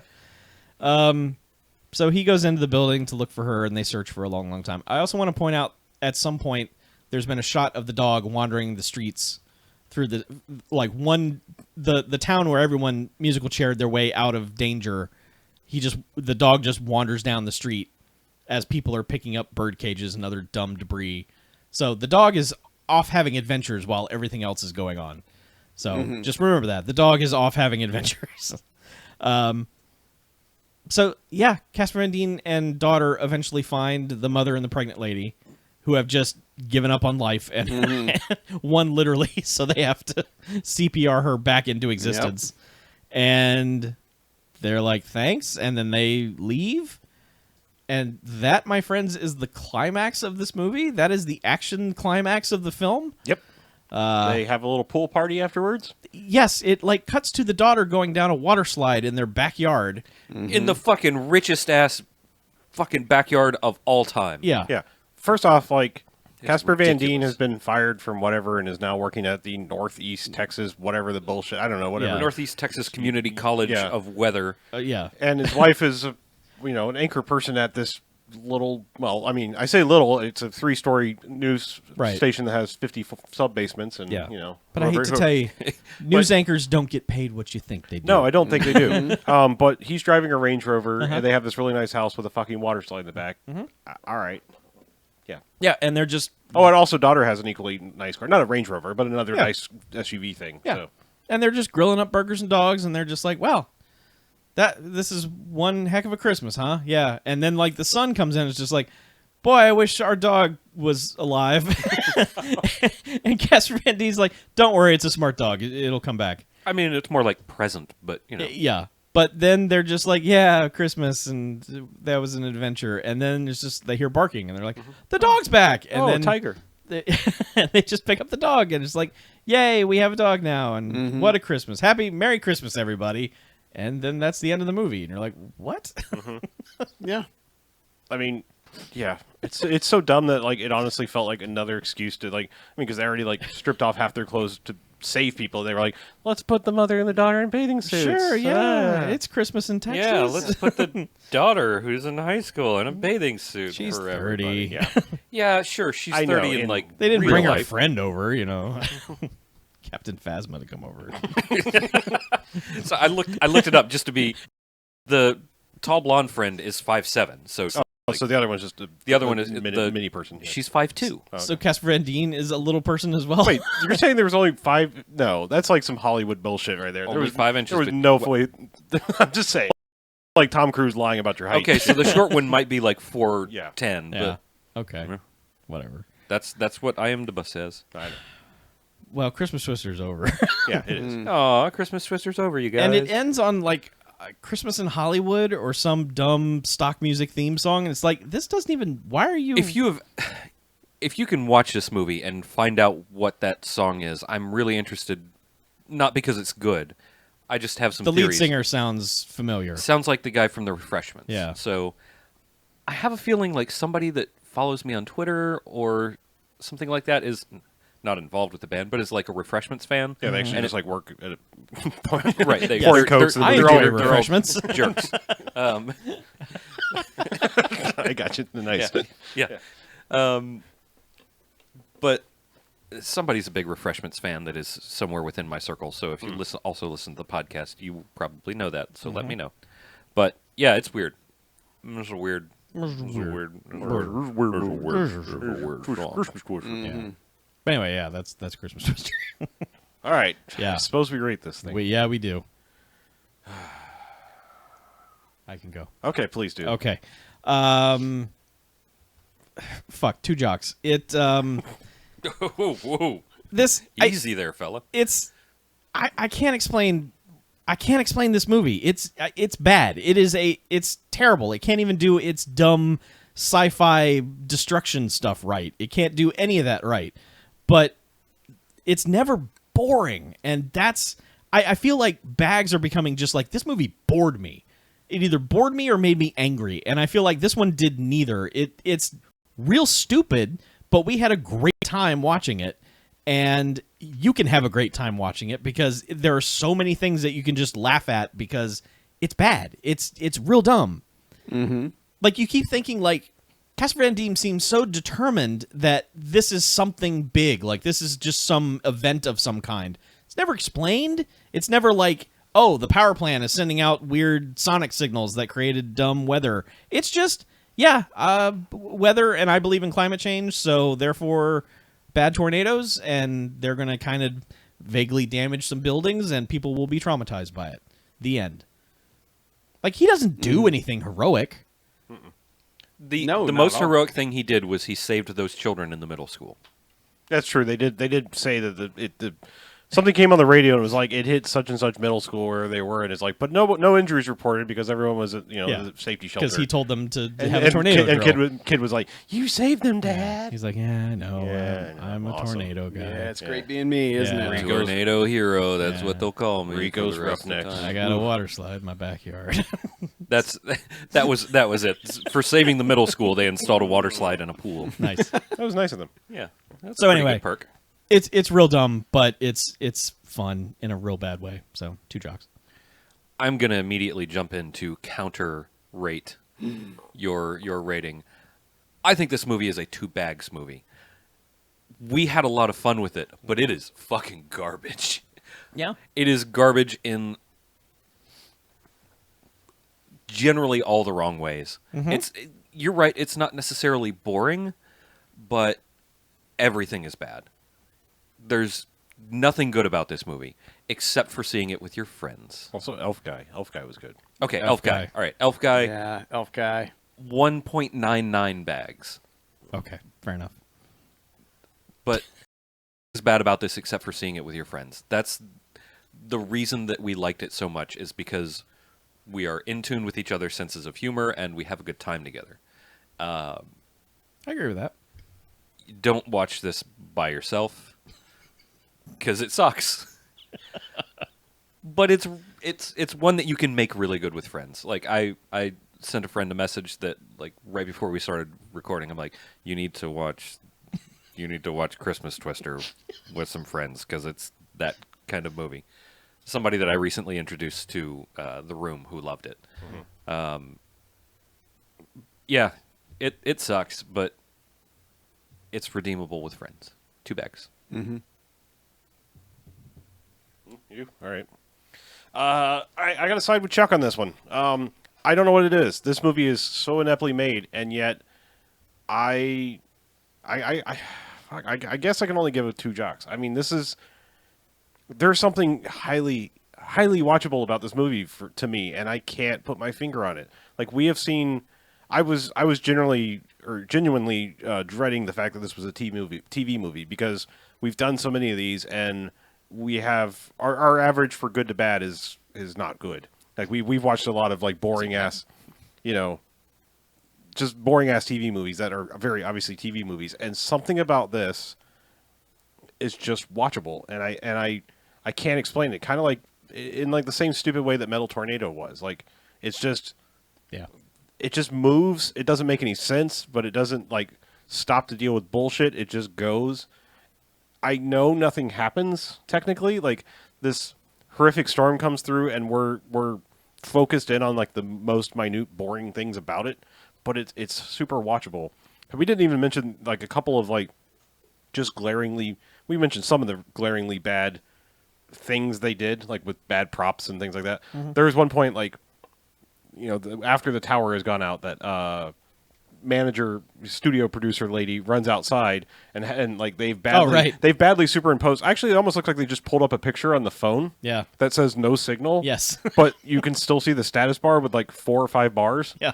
So, I mean, it literally kind of looks like that's all he did was like, just pull up a picture. It says no signal. And so it's like, clearly there's a signal there. And she does kind of stand out there like, just take me, Christmas Twister. Yeah. Just take me And- away. and we I could- got my weatherman killed. Take me We out did of here. kind of think that was coming, Yeah. but it doesn't. No. And then the other one is like there is a point where Casper Van Dien and Kid are driving in God, yes. either through a cloud or they're in heaven, because like it seems like they were on some sort of like completely white stage, like they were supposed to put something in the background of like stuff moving, but they forgot. Yeah. And it's kind of amazing because I just don't know where they're driving, but it's all white and kind of sort of bright outside. Yeah. But yeah, I mean, this movie is highly watchable, and with friends, you can have. I mean, like I said, we laugh more in the theater than we have in a while. So yeah, it is not a good movie, but it is a good movie for adding your own stuff to. Mm-hmm. Yeah. Yeah, I have to echo that and disagree with BJ. I have to go with two jocks as dear. well. Haters. Sorry. Oh, No. wait, haters. No. Yeah. Lovers. We internet love it. See, Haters. this Appreciators. this to me, Haters. this is like Birdemic without the pain of Birdemic. Yeah. Like that's like because Birdemic, you watch that and you're like, you didn't even record the sound properly. Yeah. Like this is, but this is the joy that Birdemic gave us, except with actual actors Mostly. and actual production. Mm-hmm. But like actors doing bad accents and just dumb shit, and Casper Van Dien like speaking through his teeth the entire time, and stopped and like at about half- and like a little trying bit. to look like Viggo Mortensen the whole time, Yeah. and it's man. He stopped it halfway through because he disappears from the movie. Yeah, halfway he's through. gone for a long No, I just mean time. like earlier on, we're like, what are you saying? And Yeah. then like a couple minutes in, either we adjusted to his speech, Yeah, we got on his wavelength. but it didn't seem like we actually talked about was his jaw wired shut in the beginning. Yeah. Anyway, sorry. Yeah, but it's fun. Like it's just I had a lot of fun. We had a lot of fun riffing on this, and we've learned with TV movies they just don't pay off very often. And this one, by the end, it does not pay off at all. No. And they don't sell the fact that this is a 320-mile-an-hour storm. Like, No. buildings just get kind of like, oh, no, some stuff got knocked off the front. Not like, this building is sticks. Yeah. Like this building is a pile of matches now that used to be a building. Like Now there's- on sale at Sticks and stuff. yeah, stuff. yeah. There's none of that. I Buildings. mean, it's just, it doesn't sell any of that well at all, but it's still fun. It's still a lot of fun. Yep. Yep. Yeah, I know some people are gonna like listen to us and be like, BJ's absolutely right, if not lower, but I am We've also absolutely made right. it. We've made it sound a lot more entertaining than it actually your is. mileage is absolutely going to vary on this. Yeah. It's just go in with the right mind frame and mindset, and you can have so much fun with this. Yep. Anyway, That's that's why I think you can only. yeah. This only works with friends. Therefore, Okay. Good Well, point. there you go. All right, let's take a break, shall we? oh, okay. Whoa. Easy there, Whoa. cowboy. Whoa. Whoa. Whoa. Whoa. Whoa. Boy. Yeah, I know.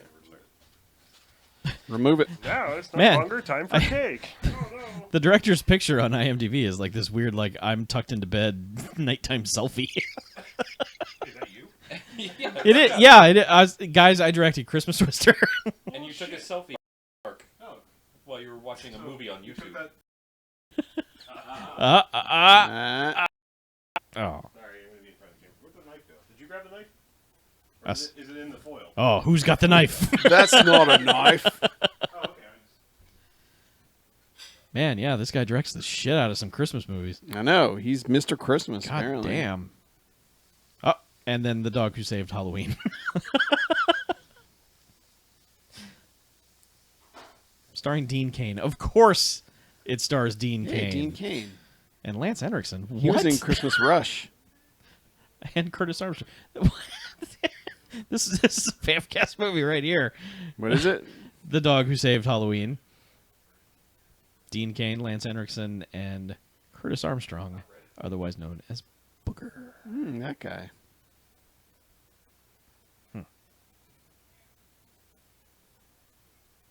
Oh, and Joey Lawrence. And Blossom. Whoa. Mm-hmm. That guy, right? Wait, he was on Blossom. What? Huh? Yeah. What? So it's Blossom and Blossom's brother. Oh, Weird. man. Whew. Yeah, we're having some issues with the live stream. What's going on? It's just sometimes it's going off offline. Don't know why, man. Huh. Well, I'll just shut my computer. That'll give us some more bits. No, those aren't real. Yeah, you mining in the background. Yeah, I'm doing some mining. Yeah. Mining. No, don't. Yeah, no, don't mine miners. Well, that's a M-I-N-E-R. Oh. Or no. Oh, you get some coal. Yeah. I'm mining other miners. No.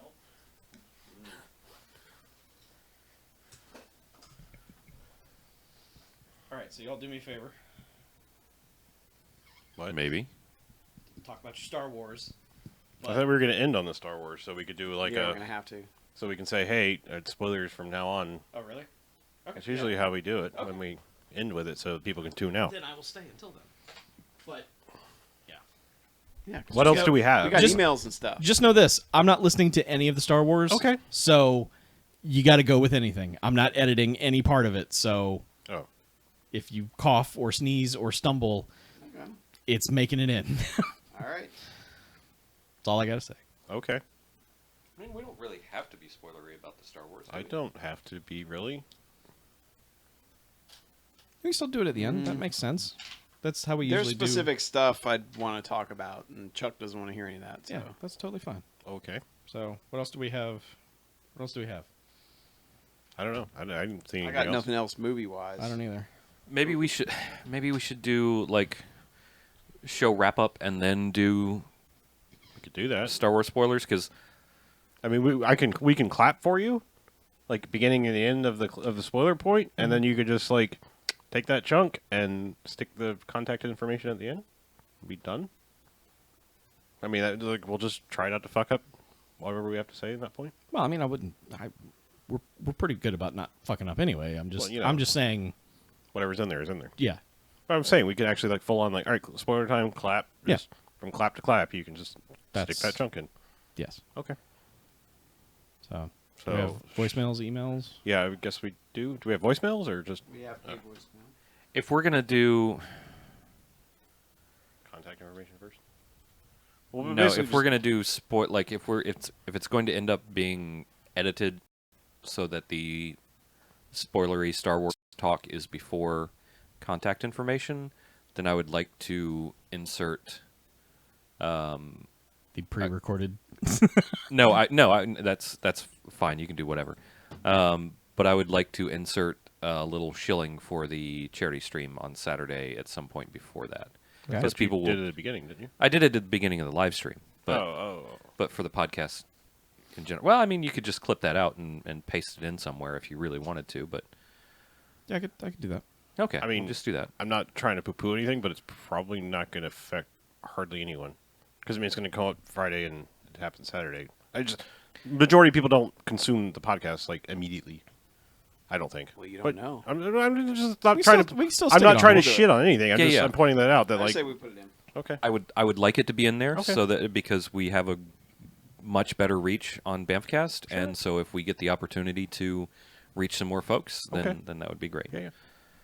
And if they listen to it afterwards, then they'll know by the date that they are too late. Okay. And you shall know by the date. And you shall know the date. All right, so I'm taking it's the voicemail from Tuesday that I'm looking for. Yes. Okay. Is it about a Star Wars? Star Wars. No. Okay. I'm tired of all these Star Wars.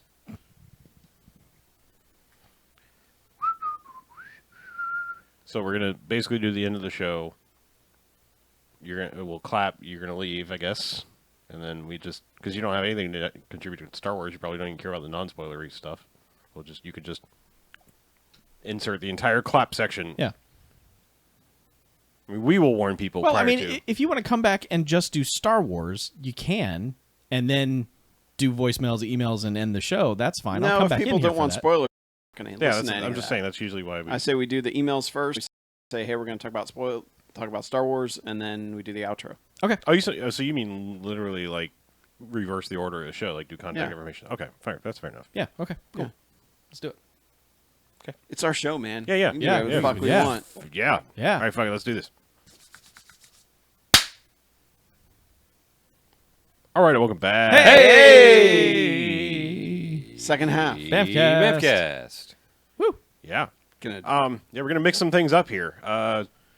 We are gonna talk about Star Wars: The Last Jedi. However, it will probably devolve into some spoilery talk, and I'm saying this now because we're gonna go ahead and do contact information and some correspondence, then start talking sort of non-spoilery about Star Wars. Warn you, and the very end of the show will be any spoiler talk, so that you can just shut it off if you haven't seen it yet. Yep. So we figured that's probably the best way we can handle this. That sounds great. Okay. Especially So- since we're going to kick Chuck out because he gonna- hasn't seen it. I'm gonna leave. Chuck doesn't want any spoilers. He's going to go in the other room. Right. I wanna He's say going to go in the goodbye first. isolation booth, Yeah. and he's going to put headphones on. Yeah, He's I'm going to gonna come listen to out, and he's techno. going to be like, chocolate babies. and then and we're like, that answer's hard to be given. He's like, oh, Yeah. number 2 answer. Chipotle. Yep. No, it's chaputi. That's what Yeah. it says. Sorry. It's okay. Anyway. So, you guys want some emails? I do. Yes. Just crank them out that Yeah. first half. Let's get those or emails. this first half of the I like second cranking half. things out. Yeah. Yeah. All right. First one we got from Seth. This one's titled Hype Men Payoffs. He says, I rewatched Star Wars The Force Awakens in preparation for The Last Jedi, and I noticed something that I hadn't noticed the previous 10 times I'd watched it. The build-up to Poe Dameron finally showing up in his black X-Wing for the first time totally pays off. Before that battle, he's described as being the absolute best pilot in the Resistance. He practically chews enemy pilots for breakfast, lets them digest good and proper, and shats them all over the next New Order saps he comes across. When he shows up and almost a single camera shot takes out something like 6 New Order ties, I couldn't help but giggle and clap like a trained chimpanzee in a freshly filled diaper. That scene is incredible and such a payoff for his character's setup earlier in the film. My question for you gentlemen is this. What is your favorite hyping up payoff in a movie? Crash and Burn sent you via Lord Bolton's Raven. He was poisoned by his enemies after all. Seth. Jeez, spoilers. Favorite hype man shit. I don't. Fuck. The best one that comes to mind is Indiana Jones and the Last Crusade, when Indy is just hyping up what's his name, museum guy. Yeah. Marcus. Yeah, Yeah. and he'll blend in, disappear. You'll never see him again. With any luck, he's got the Grail already. And this is just a slow, dramatic zoom in on him, and then just Marcus is just wandering around like, has anyone ever seen? Hello, do you speak English? Anyone? It's just that is the best hype / joke payoff to that I can remember. That zooming in on Harrison Ford's face while he's giving this speech and then cutting to that joke is just the best to me. That joke is good, even if like Marcus was a serious, yeah. normal character in the first one, and they made him a fucking They just joke made him a in blundering Last idiot. Crusade. Yeah. Well, he's also in his element in Raiders. He was just hanging Yes. out at the college Yeah. museum thing. Yeah. Here's out in the world. That's bad. Yeah. Don't let Marcus do that. But yeah, of course, First Blood. Yeah. Richard Crenna. Yeah. Like, Yes. like he's like the prototype for what you want, because like anyone within earshot, he's just like, dudes, Yeah. fucking Rambo. You know what he did? You Yeah. know what this guy did? Yeah. I tell they're you like- he's a Green Beret, but it was red all the time from the blood of his enemies. Yeah. Yeah. Yeah. I'm also a big fan of Harry Lime in The Third Man. Mm-hmm. Like the way they hype him throughout the entire movie, and he doesn't show up till near the end, and then he gives this fucking badass speech, Yep. and that's like it. Yep. But they Yes. they hype the shit out of him Yeah. the entire movie. That whole movie is just hype character. Yeah. That's all it is. So. Yeah, and then he just creeps out of that shadow. Mm-hmm. God, that movie's so fucking good. Cuckoo clock. Yep. Yeah, I mean, John Wick. He gets an Oh, sure. entire hype man guy Oh. Yeah. with different colored subtitles for emphasis. You know, it's pretty great. Yeah. Yeah. Yeah. But that one too, it's because it's the bad guy hyping him up. And rightfully, I mean, like about his own son, he's just like, well, you're fucked. Yeah. Like, Yeah. yeah, You did you're- that? You are so fucked. Man, you shouldn't have done that. Don't you know who this guy is? Yeah. Yeah.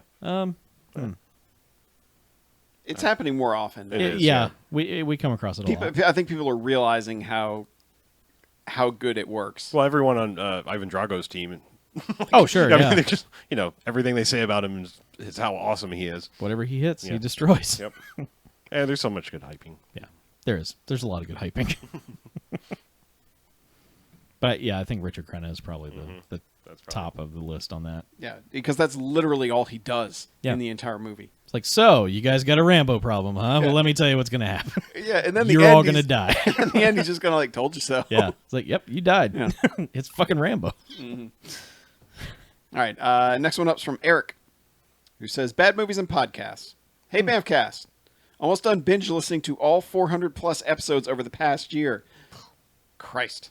Amazing that you all stuck around for so long. Thanks for helping through this past year. I mean, like in general, like that we're still alive. We're together I doing guess. this. We're all Okay. still doing it. Yeah. All the above. All right. He says, so about me. I've been searching for bad movies since I worked at a video store in the 90s. I'll let you explain what those were to the younger listeners. They're stores that rented video. It was a physical Netflix store. Google Yes. it, you goddamn millennials. Yep. Millennials are killing Google. It's like Oh, it's no. it's like Netflix. Are they If you had to pinging? go and get a giant thumb drive and Yeah. plug it into your time to watch Yes, a movie. one at a time. Yep. He says, I made my own no-budget movie in zeros, Life Room, now available on Amazon Prime. Oh. It's not good, but it's short at 65 minutes. Now in the 10s, I co-host a podcast on Fingerprints, the Double Loop podcast. My only complaint would be that we need more 5-bag movies. Your audience is entertained listening to your pain. We're not. We don't seek out 5-bag movies. Like, that's the thing. They just happen. Yeah, Yeah, they happen. We have no We idea. have to let them happen. We We go can't in, try to make them happen. No, we can go into a movie thinking it's gonna. This will probably get jocks, but knowing for sure either way, no. Yep. Anyway, even though you're inundated with suggestions, I feel it's a mandatory part of a first email to the BMFcasters. So here's 5. He gives quick synopses for each. Okay. Blood Freak. Man eats experimental turkey and smokes one joint. Mutates into Turkey Man that must drink blood of drug addicts. Gory, anti-drug, pro-Jesus, 86 minutes. Boneyard. Mutant zombie poodle. Mutant zombie Phyllis Diller. Also Norman Fell. 98 minutes, but come on, her character is named Mrs. Poopenplatz.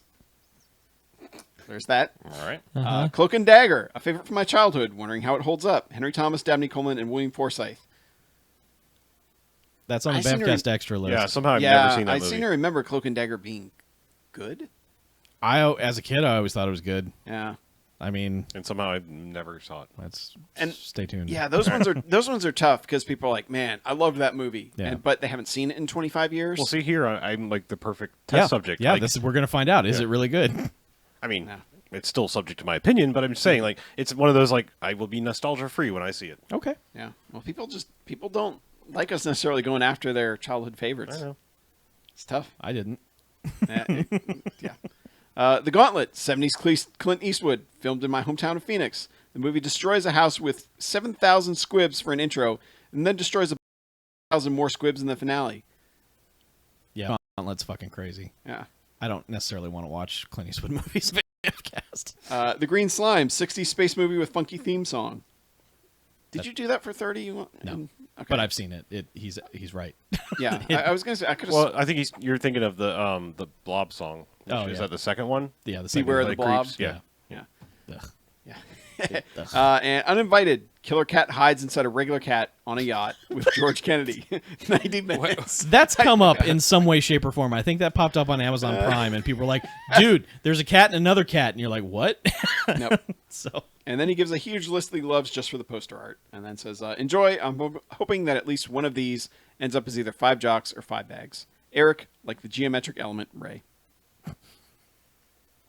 So thanks, Eric. yes, Thanks for listening to 400 plus episodes. yeah. My Good God. lord. I'm sorry. That's a lot in a year. That means you listen to the early ones as well. That's what I'm sorry. Yeah. yeah. Like, how did you come upon us? And then what was it that made you decide I must listen to all of these? Man. Maybe just like me, like if I start listening to a podcast and I enjoy it, if I'll listen to like the latest 3 episodes, and if I enjoy it, I just Yeah. go right to the beginning and start there. Okay. It's painful sometimes, but I mean, maybe we did a movie that he likes, and then he went That's back usually to how it again. happens. Yeah. Is people find a specific movie and then Okay. go from there. He didn't mention the one that's missing. There's an episode missing Oh, that's right. because yeah. it fucks up our iTunes feed. So Right, we had yeah. We had to just delete it. Yeah, it's hidden. It's Yeah. not deleted. It's just not published. You can get it from the site itself. which one is that? Killing American Style. Yeah. Okay. Yeah. Yeah, I don't know. It's what not it a is. great episode anyway, so it wasn't like I missed it going anywhere. Yeah, no, it like would always show up at the top of the iTunes feed no Yeah. matter what we did. Yeah. Yep. It was really weird. Could not figure it out. Like it was so- sponsored or something. Yeah. Some great gifts came out of that out of that movie, though. Mm-hmm. But Yeah. I'd like to hear more listener origin stories. Yeah. Like, Me too. how did you get here? Oh, well, he's actually in the chat, so he's Oh, saying it was because of Voyage of the Rock Aliens. Oh, that's right. That's right. Because he showed up in Discord this week. Okay, that's right. Yep. Yeah. Okay, So mystery solved. there you go. Yeah. So one of our older listeners, or from way back, Chuck. back in the day, hasn't been in a while. We got Josh from Corpus Christi with a voicemail. Hey, how's it going, buddy? Even though I know already, because we keep. Hey, fellas, it's your old. I like how you just constantly take a perfect segue and you go into the. Here, put a little bit more. A little bit more. Here, hold on. Now, fuck. How do you make this go back? Old buddy Josh in Corpus Christi. Figured I'd give you all a call for the holiday season. To, wish y'all a Merry Christmas and such. I wanted to thank Mackie for being Santa incarnate. You know what you did. You can tell the nice folks all about it if you feel so inclined. But you definitely made my year a little bit brighter. I was going to sing y'all a jingle, but if you can't tell by listening to my nose talking to you right now, I feel like human garbage. And that's just not going to happen right now. However, I did want to tell you guys that tonight, despite feeling like hammered shit, I am going to be celebrating Christmas in the best way possible. I am finally seeing Die Hard in a theater tonight. And I couldn't be happier. I have to work at like 5 o'clock in the morning tomorrow. I'm sick as a dog. I don't give a shit. Die Hard is my jam, and it's happening. And I think you all will be very appreciative of that. Die Hard came out in theaters like 2 weeks after I came out of a tummy, so this movie and I have been intrinsically connected from the start. So it's about time that I finally realize that destiny and see John McClane kill motherfuckers on the big screen in like a really good movie, because I have not had those opportunities recently. Also, I really hope that this whole Disney Fox buyout means that Disney will declare A Good Day to Die Hard non-canon, and they will put it in the vault and set it on fire. Anyway, guys, this has probably been too damn long, so I'm out of here. Crash and burn. Josh out. Merry Christmas. It's Happy Honda Days. Yes, Josh. Yeah. Please, we are offended. Yeah. Feliz Nissan Dad. Yes, please put the car in Christmas. Yes, keep the car in Christmas. But yes, he What'd you do for him? he bought something from me on eBay. Yeah. And I threw in a little extra when I sent it to him. I sent him my VHS box set of the Terminator collection. Oh, From like 1992. It's got a holographic Arnold/Terminator head on the front of it, and it has widescreen VHS copies of the Terminator, Terminator 2 Judgment Day, and the making of Terminator 2. nice. Yeah. It's a pretty nice it's a huge, nice thing, but I felt like a foster, like someone fostering a dog or whatever. Yeah. It's like you take care of the dog, and then you're like, I'm going to miss you, dog, but I know that you have a better home now. You have a home that's Yeah. going to love you and take care of you. Yeah. And that's how I felt about that box set. So Okay. I'm glad it's in his hands. Sounds like he's And glad. also, I saw on Facebook he posted a picture of him and his wife in the theater oh, okay. for Die Hard, and I could feel how pumped he was. Did they do that like a Fathom Events thing this year, or is that just some local cool place that he has? Probably a local cool place. I think he's got a draft house. Yeah. Yeah. Yeah. But people have also said because of the Fox thing, a lot of that shit might change because Disney is very bad about letting public screenings happen of their properties. Oh. So, places like the Draft House are like, hey, we got Gremlins, in 35 millimeter, we're going to show it. Like if it was a Disney film, Disney would be like, no, you don't have a license to do that, or you have to pay us a shit ton of money to do it. So a lot of people are worried because Rocky Horror is owned by Fox, which is now owned by Disney. Yeah, but I think in that case that there's precedent for Disney to go. You'd hope. There's money for this. Yeah, So- yeah, you'd hope, but a lot of people are worried about that. They'll probably just aspect put it of in the vault. They'll probably just take Rocky Horror and put it straight in the vault and go, yeah, well, you had your chance. It's played at midnight for every day since 1975. I mean, this honestly could be the straw that breaks the mouse's back, though. Because, I mean, if people start getting pissed off about shit like this enough, they'll just be like, you know what? I got the fucking Blu-ray, public screening, Yeah. kiss my ass. But honestly, with them launching a streaming service, they're going to want all the content they can get. So that's partially what they did here was buy content. Yeah. So if they don't put that shit on their streaming service, I'm going to be fucking pissed. Be like, what is the point of having all this library and a streaming service and not putting that shit on there? Well, I mean, the Fox stuff was already playing nice with it anyway. Yeah. Before this, so it'll be there. Good. They better. And I mean, Disney led the way on this Movies Anywhere thing, which is shocking that seems so unlike what they should be doing. So Yeah. maybe they've got a few people on the board who, aren't fucking idiots. or honestly, or it's a Trojan horse, and they're just wanting everybody to get to redeem all their codes on Movies Anywhere, Yeah. and then at some point pull the plug on. Oh well, iTunes, we're not doing that anymore, and Vudu, we're not doing it anymore. I hate Yeah, to say that's yeah. probably where it's going, but that's probably where it's going. Yeah. It seems too consumer friendly right now, You're right. but what can you do? Nothing. Sadly, no. there really is literally nothing you can do Yeah. about it. Yeah. I mean, this will be the thing, like I said, that will make everybody start stealing the shit out of all the movies and not feel bad about it. Yeah. I mean, they're doing it anyway. I'm just saying, like, people will be like, people who even were previously being honest about it are going to be like, oh, you know what, fuck you. Yeah. I'm stealing everything. So, Yeah, but I honestly all 4 dies were $20 on iTunes. So I bought all 4 iTunes Correct. Die Hard movies. Yes, that is correct. They threw some other thing in there with the package, We but got a couple hours of bonus footage I from don't an know. unreleased. Yeah, that's Garbage just fest. them on vacation in Russia making very bad jokes. yeah, never seen it. Don't watch that. Can't believe it's almost 5 years old. That's weird too. It should burn. No. I still haven't watched it, but yeah. Oh, I have never been so angry. it's not good.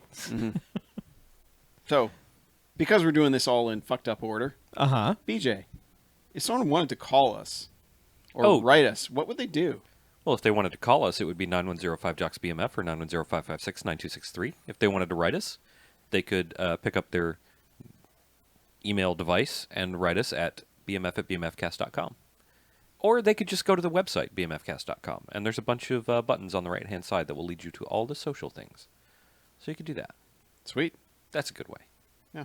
It's the best way. If they wanted to support us with actual real world money. With real-world money, well, they could just bring it to our house. We accept truckloads of cash. If you make an appointment, call 9105-JOCKS-BMF or 910-556-9263. We'll have or someone here when the truck shows up. If you want to do it incrementally, then you can do it on Patreon at patreon.com/BMFcast. And hey, Patreon redacted its dumb fucking rule, so you're not going to be on the hook for all the fees. We will continue to be on the hook for the fees as we like. And so yeah, throw some ducats in the bucket. Yep. If you would. You Ducats don't have in to. the bucket. There we go. You get a bunch of shit. You get bonus podcasts, Undying Love, etc. It's good. Soon It's to a good be deal. even cooler bonuses. Yep. Yep. Shit's going to get real cool. Yep. So, Anything else worth talking about at this point in the show? Oh, I don't anybody know. seen any new movies? Anything that might have come out in the past week? I know. I was trying to set up BJ for the other thing he wanted to talk about specifically. Oh, shit. Your streaming thing. Oh, yeah, okay. The thing you made a point a few minutes You ago. can to just say and then I'll use the and to cut in the thing. Okay, I didn't know that we had swapped the order of things again because we were going to splice the spoilery talk in before the outro. But yes, and You want to join my improv group? Poor Chuck. Chuck, good luck editing, man. you know what to do. Good there, luck Chuck. editing, buddy.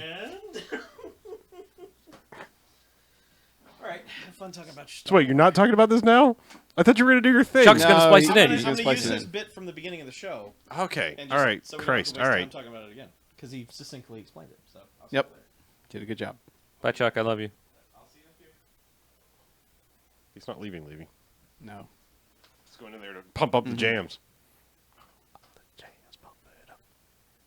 So anyway, it's time to talk about Star Wars. Like I said, Yes. we're going It to is. briefly kind of skirt around non-spoilery talk, and then we will kind of clearly warn you that we're going to head that way, and it should be the last thing of the show, so you can just shut it off. Yep. So that's why we're kind of swap the order. So we're Yeah. going to talk about The Last Jedi now. First non-spoilery, then spoilery. Yep. So, Yeah. Uh-huh. yeah, non-spoilery. I like a lot of it. I have seen it. There are parts I don't like at all that might not be what the internet is foaming at the mouth about, but There is yeah, in general, I like this movie. there's one part in particular that I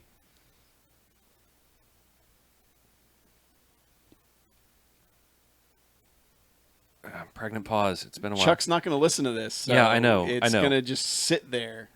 So there's waiting. There's one part in particular that I didn't know how much I disliked until like the next day somebody brought it up. But And we'll get there.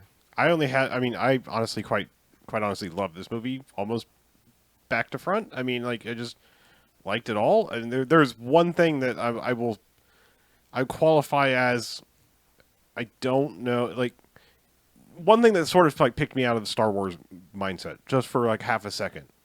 And I wonder if it's the same thing. I'll be interested to learn. and like just for a moment, and then like, but I was still kind of like with it in a little ways. Mm-hmm. God, I feel like maybe we should just jump right into spoiler talk. I feel like this is kind of dumb. Well- We even skirted around this, but All right. I'll just say, I don't know if I like this more than Force Awakens or not.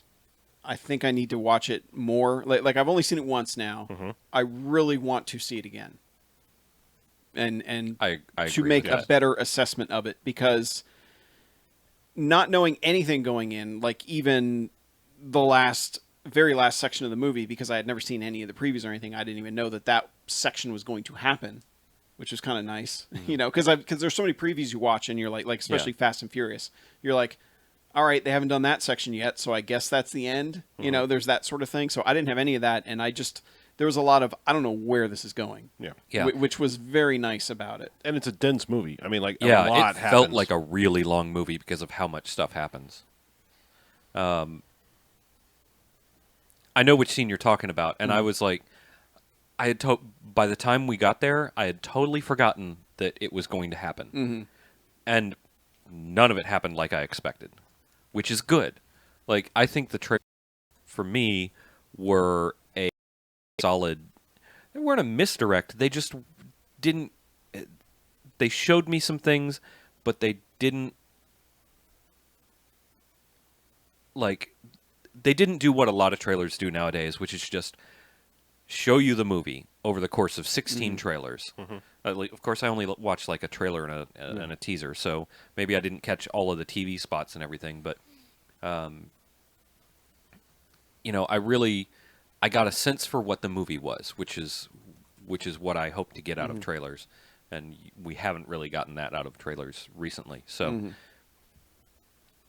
I was pleasantly surprised by the amount and breadth of things happening that weren't revealed to me previously. Yeah. Well, I'll say this. If you really hate this movie, it helps to just regard it as fan fiction. And because then you can just take out all the things that it fucks with, you know, as far as Star Wars canon and all that. Just be like, you know what? I can just enjoy this movie on its merits and not have to, you know, my original Star Wars still exists. And that's like what I want to tell all these fucking people that have just like started petitions that are like, make it non-canon, you know, all that. It's like, I get where you're coming from, but it's way easier to just be like, these aren't even connected. They're their own thing. Have fun with them. Yeah, I've been kind of going on this campaign for a little while now, but everybody who is like to whom the expanded universe is their like baby blanket, like their Linus blanket, I'm sorry. Your world has been ejected from the film canon. There's Yeah. no going back. It still Get exists. over it. It's a good thing. It still exists. All those books are still out there. You can enjoy those. If you but, want crazy, weird shit, yeah, there's plenty of it. but all the EU exists to do film canon is to make it harder to make good movies.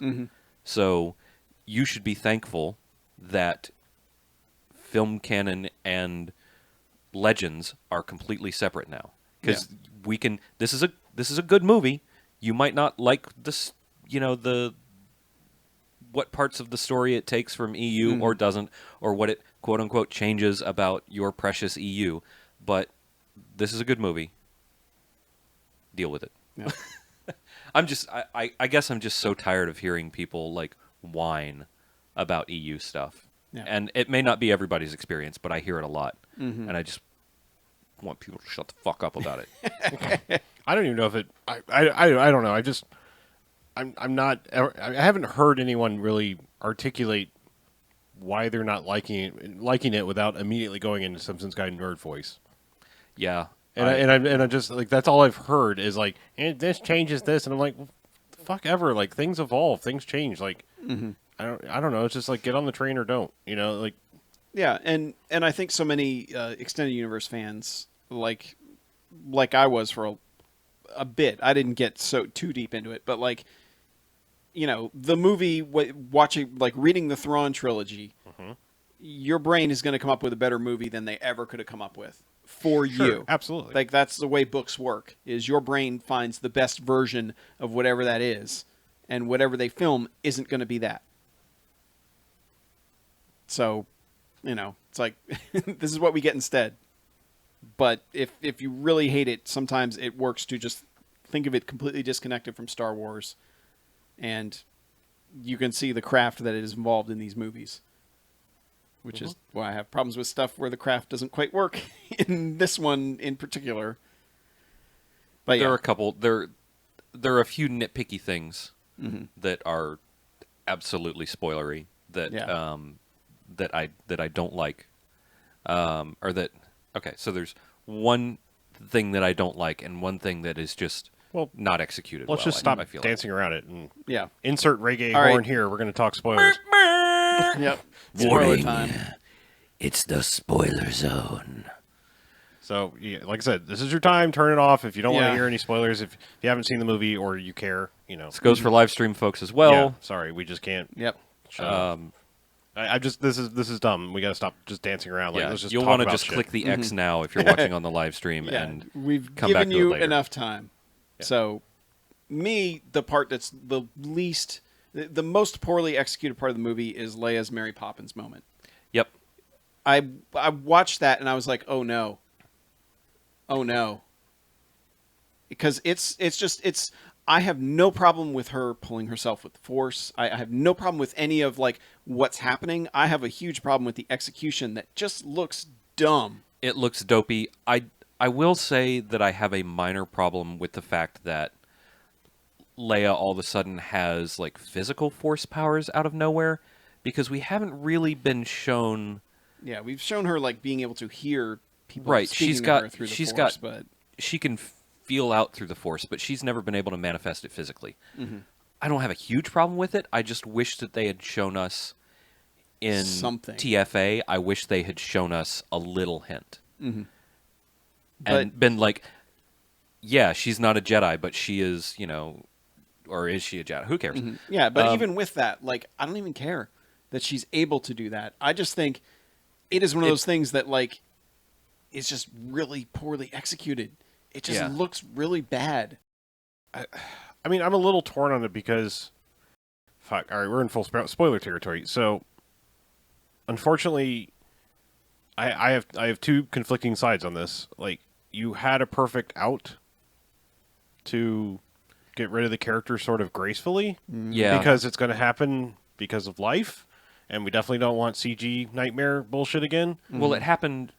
No, Did- but I did mean, they- and it works because Kylo doesn't shoot the shot that hits the bridge. Right. So like he hesitated, and the other TIE fighters shot it. Did So like that was like your out of like, okay, or if we're making Kylo conflicted, he didn't kill his mom like he killed his dad. Did they cut this movie after she died? Oh yeah. Oh yeah. Okay. She died last December. And all right, so like you have a little bit of an out. Now, my conflicted part is, okay, if she's not there, then you don't get the Luke and Leia reunion, which is not good. Like that's to me the reason that was one of the best parts. that's of one the of the movie. best parts of the movie. So Yeah. like you have to have that. But like fuck, I mean it's just it's Well, like and my it thing is, conflicts me like- because it's like you had the perfect out because you gave Kylo his ambiguity to go wherever you're going to go with it, and and she was gone out of the movie gracefully. I also worry how they're going to write her out of the Yeah, next I one, do. because apparently it was planned for her to be a big for part her to of be it. a big Yeah. part of it, and she makes it to the end, and I suspect the next one will take place quite a few years later. I guess so. I mean, that seems to be the only way to do it. Yeah. And sadly, I'm assuming they're still writing it, because that's another thing that's come up. Is it was kind of like they just told Ryan Johnson, "You can do what you want." figure out where you're going with this. I saw that quote from an interview somewhere. I don't there know how. are, it's come up multiple places that they just gave him free reign. And I mean, I'm sure there's stuff that they were like, let's not do that. Well, so JJ's basically the showrunner for Star Wars right now, right? No, apparently No? not. I think it's probably more Caddy. Yeah, Okay. it's more like a team of, Yeah. and there's somebody who at Wars who's like their continuity guy. Well, yeah, I know they have. I don't remember his name off the top continuity of my head now. czar, but Yeah. like they have people. They're not just letting these. They're not just letting a writer go fucking hog wild. That's why the Lego guys were knocked off the Han Solo thing, because they wouldn't play ball with whatever they said. You have to do this Yeah. way. So So they do have some reins on them. Someone is shepherding this through. So my hope is that it's not just like they didn't just let Ryan go hog wild and he's doing whatever he wants. My hope is that they went, okay, you have to, let's hit these beats and these beats and these beats. Otherwise, write this, do dialogue and scenes however you want. It feels less like, all right, here we know where we're going. It feels like everything's being written on the fly a little bit, which kind of bothers me. But I don't mind where they've taken the story. I will say, like, all the Kylo and Rey stuff is by far the best stuff in the movie. The whole, basically two millennials chatting over Skype. Yeah, I was Skype.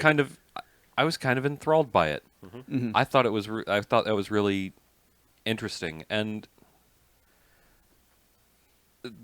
especially in the live stream right now, people are just going hog wild how they hate, or a couple people are going hog wild about how they hate things and they don't understand them, and I want to try to explain them to you, but I don't have the patience to explain it to you. I thought that a lot of things were very clearly spelled out in that movie. And I think this movie's too obvious about too many things. You think I people really- are trying to look for deeper meaning and they're Well, missing it, and so they think here's- that it's not there? My thing, what I'm finding about Rian Johnson is, if he wants to go for a theme, he's willing to sacrifice plot for it. That's why ultimately Finn and Rose's plan doesn't matter.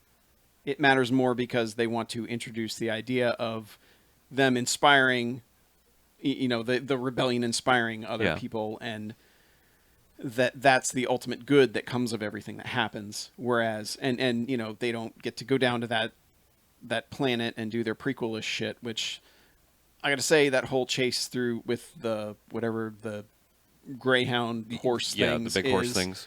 It was so prequelish, and it was really bothering me throughout it. And it's kind of like, we don't even need this, And I think that's the problem. Is like, not only does their plot not matter, like just doing that stuff doesn't matter, and that's why where I feel like the heavy-handedness shows up is it's because, like, Rose has to tell him, "Oh my, look at what these people are doing. Look at how this is all bad," And I get that, and I get the whole Benicio del Toro thing, and I like the side swerve they do with him, where you think, oh, he's going to be a Han Solo, and he's going to come back and be like the good guy, and there's plenty of guys who are just going to be like, no, I'm in it for the money. Sorry. So I want to dovetail off of that, because I think the thing I like most about this movie is it's funny to me, because I recall 2 years ago everybody shitting completely over The Force Awakens for, this is the same thing as the first Star Wars. Everything plot by plot is the exact same fucking thing.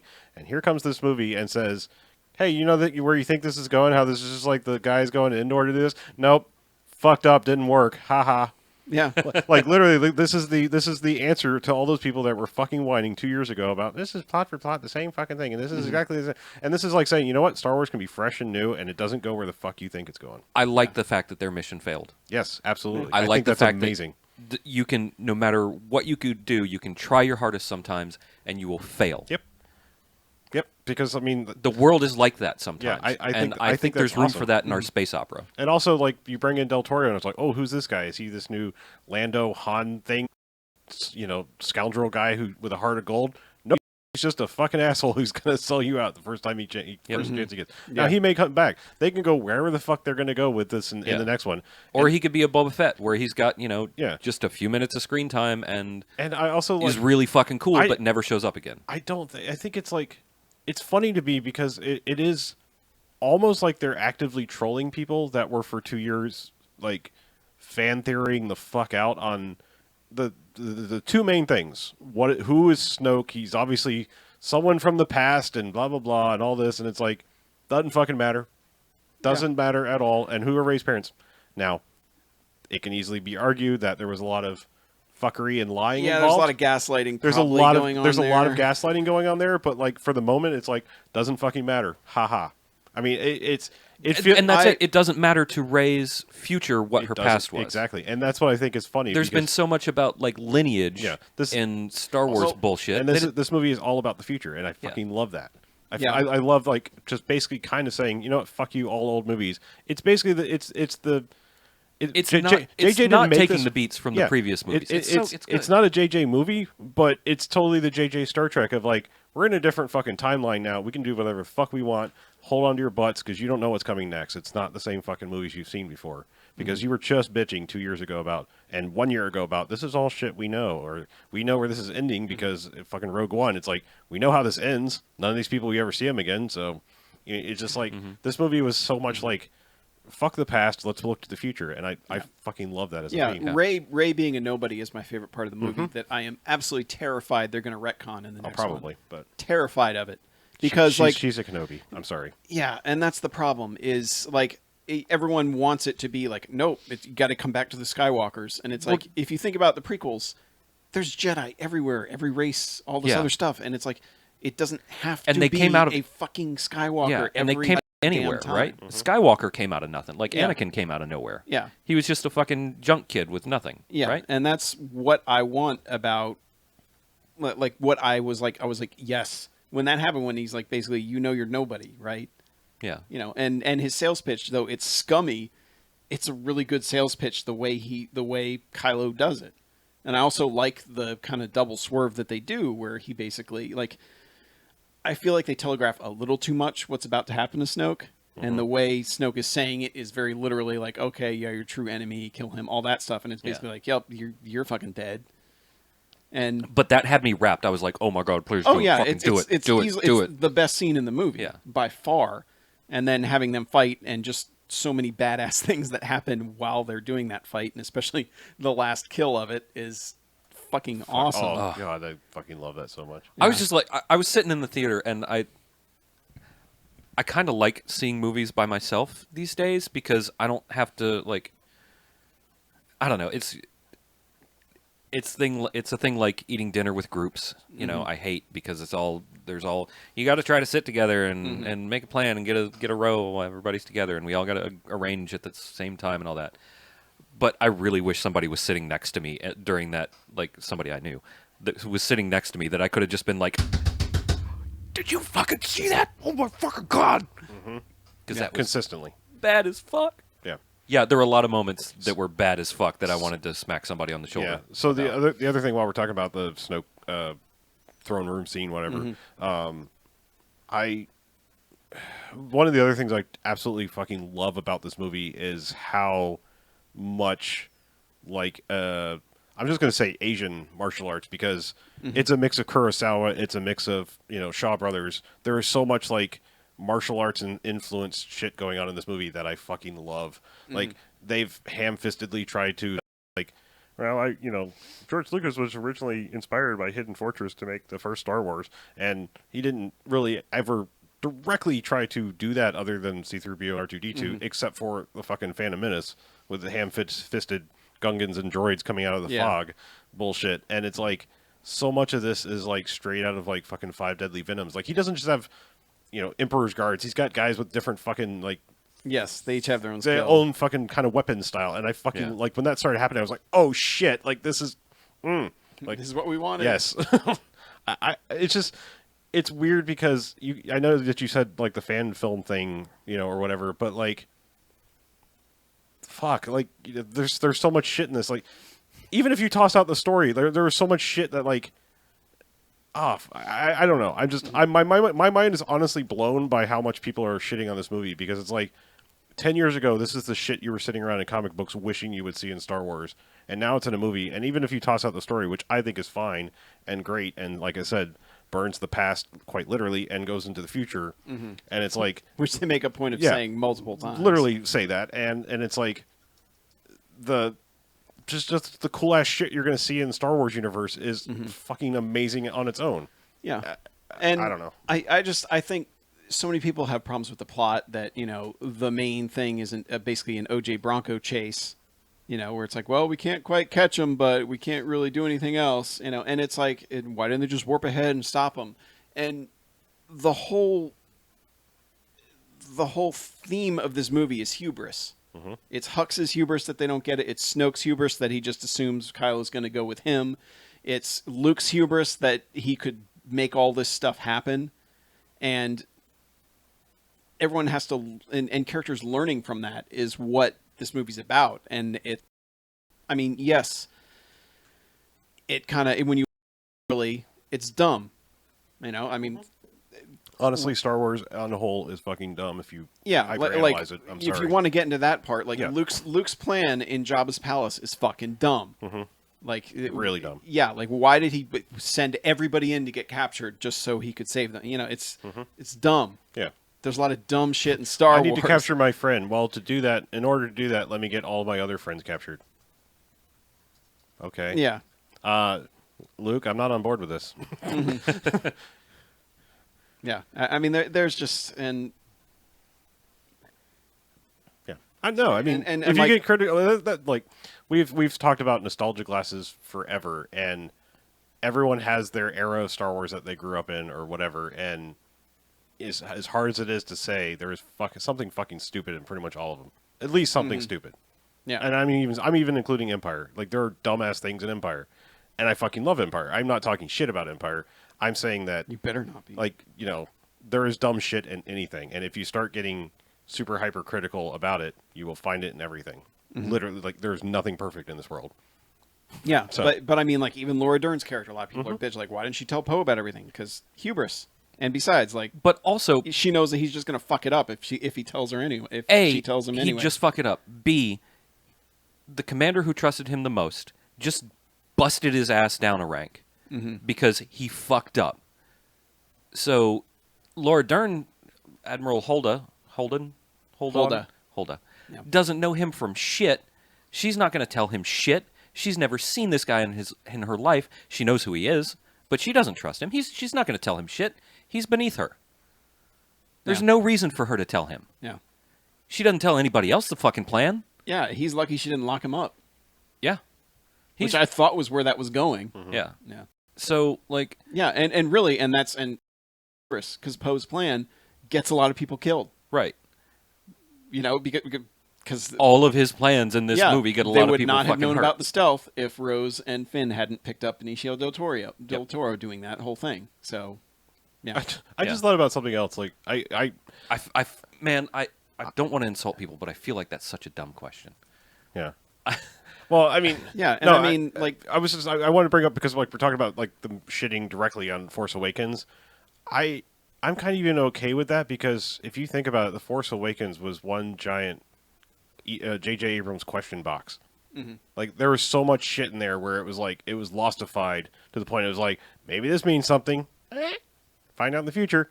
And there was just so much of it crammed in that movie. Even Maz Kanata looking at Finn and going I've seen those eyes, and it's like, oh shit, is he Lando or Mace Windu or something?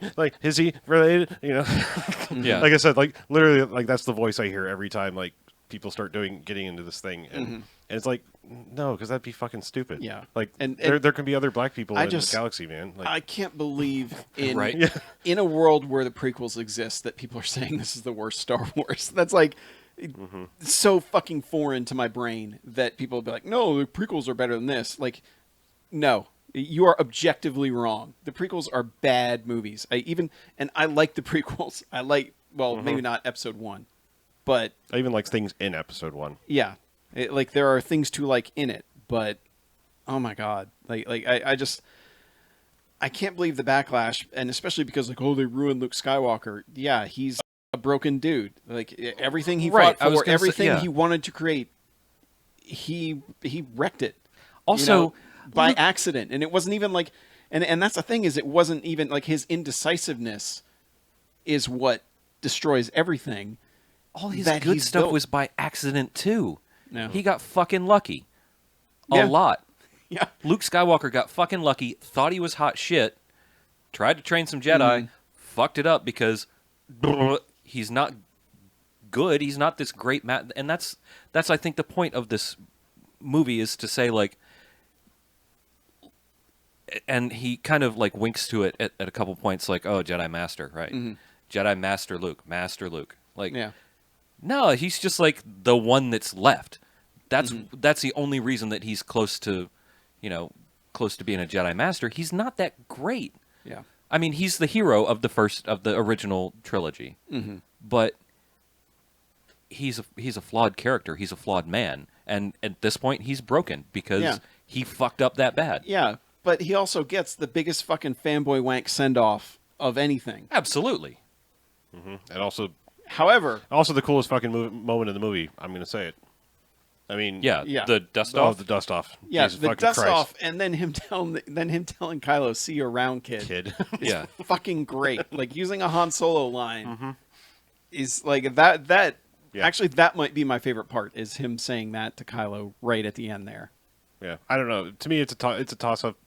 To me, there are three key badass moments in this. I mean, there's lots of badass moments, but the three key ones are the dust off, the lightsaber through the head with the no look, 360 no scope lightsaber in the head, and 180 one's no scope, and the Poe Dameron. Poe Dameron's choreographed turn. His Yeah, the his, J his, turn. his fucking Tokyo Drifter. I got so fucking hard. So I play a lot of Star Wars X-wing miniatures, and like, Nerd. yeah, I know. I don't give a shit. It's fun as fuck. Also, I've played it. The guy that I play with, he's bought like $1 billion worth of figs, so we have all the things. We always call that turn the Kevorkian, and it's such a fucking dumb, but sometimes amazingly effective move. And we've been playing for like 2.5 years. We play probably once a month or so, and just to see that on the fucking big screen and executed in such a fucking badass manner, I was like, oh, that's the thing that we do that we usually fuck up. It's fucking awesome. It's Poe fucking Dameron, and he's the man. I just loved it so much. It was, I don't know what kind of fan service it is, like specifically for like 8 people on the planet, but it looked fucking awesome. It's weird. I don't know what my defense mechanism is for like when I like a thing to attack something else that I like, or at least show people the error of other thing you like is not perfect. But how much better is it that like Poe is literally a fighter pilot and it's talked about and it's shown of how good he is, and then other than I used to fly a speeder in the desert, so maybe I can get in one and be good immediately. I mean, if you think about it, literally, it's fucking stupid that Luke is that good in Next Week. I don't care about force possibilities, but jumping in a thing you've never been in that's totally different than anything you've ever done in space. Well, in canon, the T-65 land speeder and the T-9070 X-wing are incredibly similar in their flying characteristics, and their cockpits are the same. And I know, but he no-scopes the Death Star on his first run. He had a little help. He didn't have anyone on his tail. Yeah, He was also using the Force. Yeah. using the Force to no-scope the Death Star, it's fine. Okay. I'm again, not shitting on it. I'm just saying all of the things that people, I feel like people are saying about this of being dumb, like OP characters or whatever. It's like that is my complaint. I'm not calling Rey a Mary Sue because I bullshit, but I dislike that she doesn't suffer any loss and still hasn't through 2 movies now. I think her loss is mostly emotional. Yeah. But, I mean, it's like Kylo Ren has lost more than anybody in either of these, which kind of makes me wonder what they're going to do in the third one. Has he The only thing he lost succeeded or thrown away? The only thing he succeeded in doing is killing Snoke. That is the only plan of his thus far that has actually worked out. Everything else has been he's basically got his ass kicked. He's a bad guy. It's hubris. Yeah. Like for one, he's a bad guy. For 2, he hasn't lost much. I mean, but he keeps getting defeated. Sure, I guess he's gotten defeated, but he hasn't lost anything. But I mean, you think about Luke in the original one, and he loses Obi-Wan, He almost dies out in the middle of nowhere and gets tauntaun guts thrown on him. Yeah. You know, gets his hand chopped off, finds out his dad's the biggest murderer in the galaxy.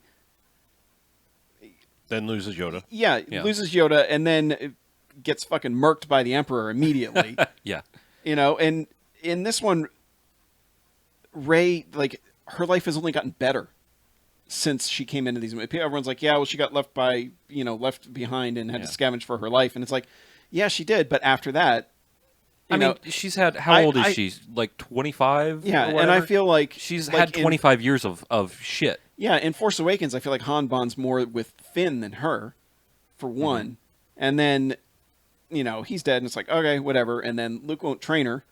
So, oh well. You know, and the only thing she really learns with Luke is, oh, well, you're pretty powerful. Yeah. You know, it's basically him telling her she's powerful. But Well, I think that's. I mean, I She's don't know. never had the only thing that she cares about at this point, and she keeps losing it. So she's never had her parents. That's the thing that Rey wants more than anything. She wants her parents. She wants to know who her parents were.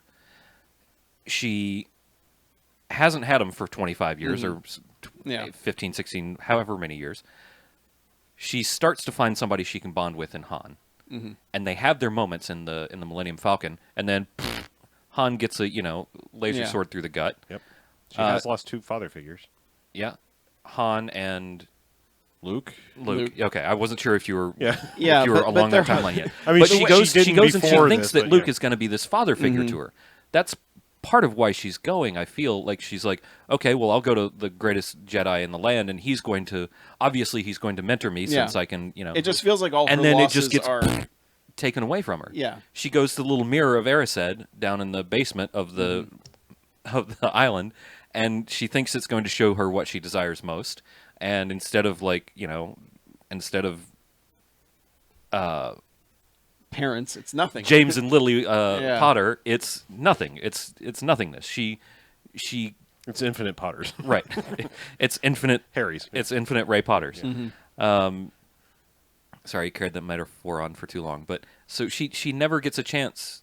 Her loss is the continued loss of her opportunity to Her loss is being denied what she wants. right. So it's not that she doesn't suffer loss in the same way that Luke does, but she does suffer loss. Like, she keeps getting kicked in the dick as far as discovering her parentage goes, which is the thing she wants. So, But I really hate to point this finger, but it is just, I have to say it because I feel like it's partially true. I feel like some people have a problem with Rey because she's female, and her power problems, because Anakin's story is just as fucking stupid. I mean, his mother was impregnated by space pollen, and so she has a immaculate kid who's really fucking powerful, and everyone's kind of scared of it. Why is it any weirder that this other girl is just suddenly like, yeah, you're scary powerful too? well, I Luke mean, didn't yeah. know Well, that the- he had any I think powers the until thing one day. The problem people have is, like, Luke spends half a movie getting trained and then can barely lift a rock anyway.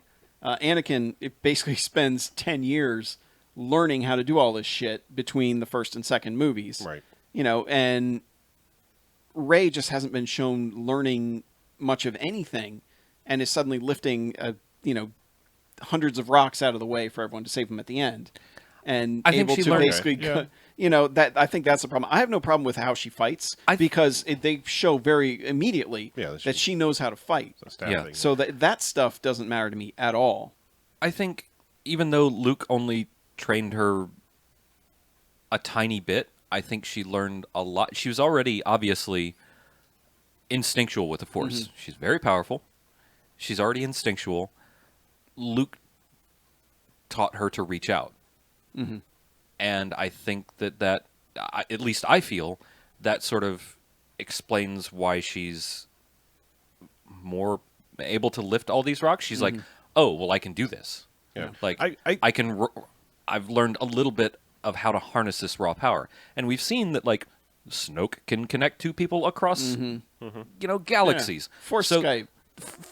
the Force can go along. We can do a lot of shit with the Force. We've seen that Luke can, make a corporeal being across galaxies.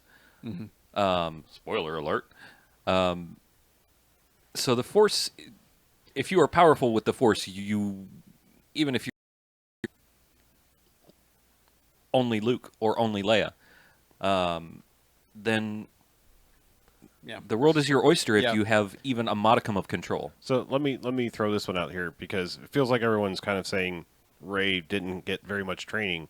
So we see Rey show up at Puffin Island at the end of the first one. Puffin. And then everyone kind of assumes that we're running concurrent timelines with everybody else. That too, yeah. Because she could have been there for a year. We don't know. Like, from the time that she stalked Luke Skywalker around for a while until he finally goes, fine, I'll show you some shit. Like, like there could have been like a long period of time where she actually did get some training, and it just like suddenly, she's up to like, we're in real time where Yeah. we're forced, Yeah. Skyping out. Like, I Yeah, mean, it just, I can accept that stuff. Because, I I mean, just I wish her character arc had more, as far as like, I want this and you're not giving it to me. I wish there was more motivation aside from I need to find out who I am, because it feels like she has the most connection with Kylo Ren, because he seems like the person who has the most in common with her, which is why it works so well that he's basically he kills Snoke and says, "All right, join me." There's something really that hits me on a primal level about that. But like, all right, here's this connection with this person, but it's just never gonna work. Yeah. He also, like, there's a connection there that he has what she wants. He has legendary parents. Mm-hmm. She has nothing. Yeah. And so she's drawn to that. And that's, at least she thinks she has nothing. Who knows what will pan out in the future, but at this point she has nothing. And so she's drawn to that, which I think is, I feel like it's kind of clever. Yeah. I also feel like her falling into the hole and going into the Hall of Mirrors thing was, obviously very much reminiscent of Luke going in the cave in Dagobah, facing the dark side thing. But it's like both points kind of sort of bring this inner peace. Like, it doesn't give you the answers you were really looking for, but it like both points sort of like in their Jedi training. Like, Luke leaves shortly after he sees the Vader himself thing in the cave, and she sees the whole bunch of herself instead of what she was looking for. Yeah. And then it's kind of like, I gotta go, and so they're both kind of in that like limbo. Like, did I fully get trained? I don't know, but Yeah. I just think she's inherently like Better. 1,000 times more powerful than Luke is as a person with force powers. Yeah. Yeah. She also has had like all this other just general life training that Luke was a farm boy. He, he's a fucking brat is what he was. yeah, he was a bratty farm boy. He knew how to operate basically the same controls as an X-wing, but he had to learn how to use a melee weapon. Yeah. He had to learn a lot about general combat and running around. Yeah. Rey already had all that combat training, so maybe that combat training just makes you better able to use the Force because you can focus or whatever. It's like learning a martial art makes you more patient. Yeah. Like I said, the training they did show was so very much like the samurai, kung fu shit that I love. I just that, and like I said, I fucking love the Snoke set too. That red, red, like that was a fucking badass cool. set. Cool as shit. Yeah. I like the big old magnifying glass thing too. Yeah. Like I felt that was one thing that felt like very in world for Star Wars, because they open up the big viewing deck and it's just a big magnifying glass. Like, it's not some like space science bullshit. It's a big weird magnifying glass on a complicated thing. One of the things I love about Star Wars is the way tech looks. So one of the things I hated about the prequels is everything looks 1,000 years farther in the future than the original trilogy, and I really like that a lot of the stuff, The worn with the in, lived exception, in stuff. with the exception of like the casino scene in this movie, it all looks like it's coming right off the tail of the original trilogy. I feel honestly, to bring up the casino thing, is I feel like that kind of sort of builds a bridge between the prequels and the original trilogy. Yeah, trilogy. to say like that those the worlds the are ultra still the around. ultra rich I are gotcha, still yeah. have this like future shit and it's all shiny and shit, but this lived in Outer Rim stuff is like that's where you get this 70s retro future tech stuff. Okay, I I'll feel take- like it was just kind of like, yeah, this shit's still here for the uber rich, and hadn't also considered also that. the uber rich are kind of pieces of shit because they're selling weapons. Yeah. and They're basically that's- war yeah, profiteers. war profiteers. So Yeah. I kind of dig that. I But hadn't considered that, and I appreciate you bringing that up because that makes it suck less. yeah, I mean, it wasn't terrible, but it was also like it just because Yeah, it's that just color shiny. palette and there's a lot of CG in that scene. It feels very prequel-y. Well, yeah, and there's So- also just like things in front of the camera calling attention to themselves, Mm-hmm. that sort of shit. Which that stuff felt a little out of place, like with the porgs and with the like ice fox things. where it I was just- love the little crystal I foxes. mean, they're very cool things, but it felt very prequelish in that like you had to have this stuff in the foreground running around showing you that okay, there's animals in this world, and I mean, yes, Yeah. they gave them practical purpose, Mm-hmm. obviously, and porgs were just like it's a good joke with Chewie. yeah. But one thing Mhm. we haven't talked about. let me say one more quick thing. Okay. Quick thing about like Yeah. just Yeah. like things I've heard people talking about is like they did the Game of Thrones season. What are we on? 6? Is that the last one? 7? Seven. 7. They did the Game of Thrones fast travel thing. I don't Oh, give yeah. a fuck. I don't want to see flying through space, waiting hours and hours to go places. I want to get there and have the cool shit happen. Space battles I'm fine with, but hyperspacing for hours and days at a time, fuck that. Don't care. Get Yeah. there.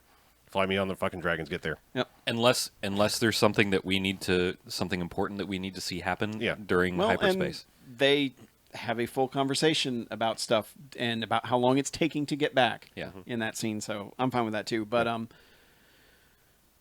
a beloved character returning, Yoda. A beloved character returns, he does. Salty Yoda it is. I mean, I like that scene. However, Can we talk about the things we like first? yes. Okay, I like Yoda being like snappy bastard Yoda, like crotchety old Yoda. Not too crotchety. Not like Return of the Jedi about to die crotchety. No, The- just being like Dagobah, Yeah. smacking things around, just Yeah. being like, Fucking with Luke style. Yeah. oh, you're a little bastard, aren't you? just being a little bit campy, as opposed Yeah, to like, which is what he did when he first met Luke anyway. Wise Master Yoda on the Jedi Council, he is being serious about trade regulations. like I just like that there's some of that sass back in Yoda, and him like bopping him on the forehead with the cane. Yeah. It just trips the nostalgia trigger real hard, Yep. and not in a bad way. But I know what you were about to go into, which is the puppetry of it. Yeah, like the fuck. Some of it looks great. Some of it looks spot on, puppet perfect, all that, and other stuff looks like really weird, messed up CG, and I don't know which is which. And it felt like the blend of the scene was really weird, like Yeah. like they didn't know how to shoot around a puppeteer or something, because there were just angles and blocking that they took of the characters, and I'm like, what? Like this is just like this is confusing visually that you're doing it this Yeah. way. Didn't even notice that. Like that's second viewing shit for me. Yeah, notice. it was something that. So the things that I noticed were that Yoda looked good in a couple shots and looked really bad in a couple. Not really bad. Looked good in some shots and didn't look very good in the others. Like inconsistent, and also just kind of felt like it was awkward in the placement. Like you said, blocking. I guess is the technical term for it. But Well, blocking that scene just didn't look right. there were parts of it that didn't look right, and it's like the content of it was what I wanted, but Yes. otherwise it was just like I didn't think it was just- bad though. It was good. It just wasn't certain quite shots there. just didn't work, especially the very first one. I was like, oh no, Yeah. they're not doing CG Yoda again, are they? But they go back to the puppet, luckily. And Jen pointed out that I didn't even notice that the tree that bursts into flame is the same as the Rebel insignia. I didn't the even same notice shape. that. I was too busy. Like I glanced at it a couple times, but I was focused on the conversation that was happening. Oh yeah, I honestly can't wait for second viewing because this is the kind of shit I would notice on the second viewing. First one, I'm just I honestly I catch some things because it just sometimes happens. My eyes looking in the right place, but like I'm gonna be honest. Like most movies, I just go in first viewing, like eyes wide open, just trying to take it all in. I don't look for specifics. Yeah. And It's rare that I catch a specific, like Baby Driver, where I go, "That's criminal records." yeah. Frank Oz sounded really good too. The voice was excellent. Yeah. Which And- he's like 800 million years old. I think. Oh, he's not that old. I don't know. He's like mid-60s. But, But, it just sounded really I guess I good. should say the one thing that irked me that when we were being non-spoilery, I said there was one thing that I felt sort of not Star Warsy. Mm-hmm. It's the thing in the very beginning when Poe's talking. I mean, when Poe's fucking with Hux. Oh, yeah. It's a joke. Oh, yeah. It's jokey, but I laughed and it's funny, but It's Star Warsy in that TK481. Why aren't you at your post? But it's I mean, it's also a little bit of a rehash of the joke from "Do I talk now or do you talk?" And I can't understand you with the apparatus and all that stuff, That he's doing with Kylo. I almost said Rilo. Yeah, Rilo Kylie in the first one. No, no, Kylo Ren. And but no, like I said, just like I still liked it. It's just like that was the one thing I was like, that was my one thing that was like, oh, this pulls me a little bit out of Star Wars because that feels. Yeah, and there's some colloquialisms that just don't show up in the rest of the movie. Like Sure. Yoda talking about page turners and that stuff. It's kind of like,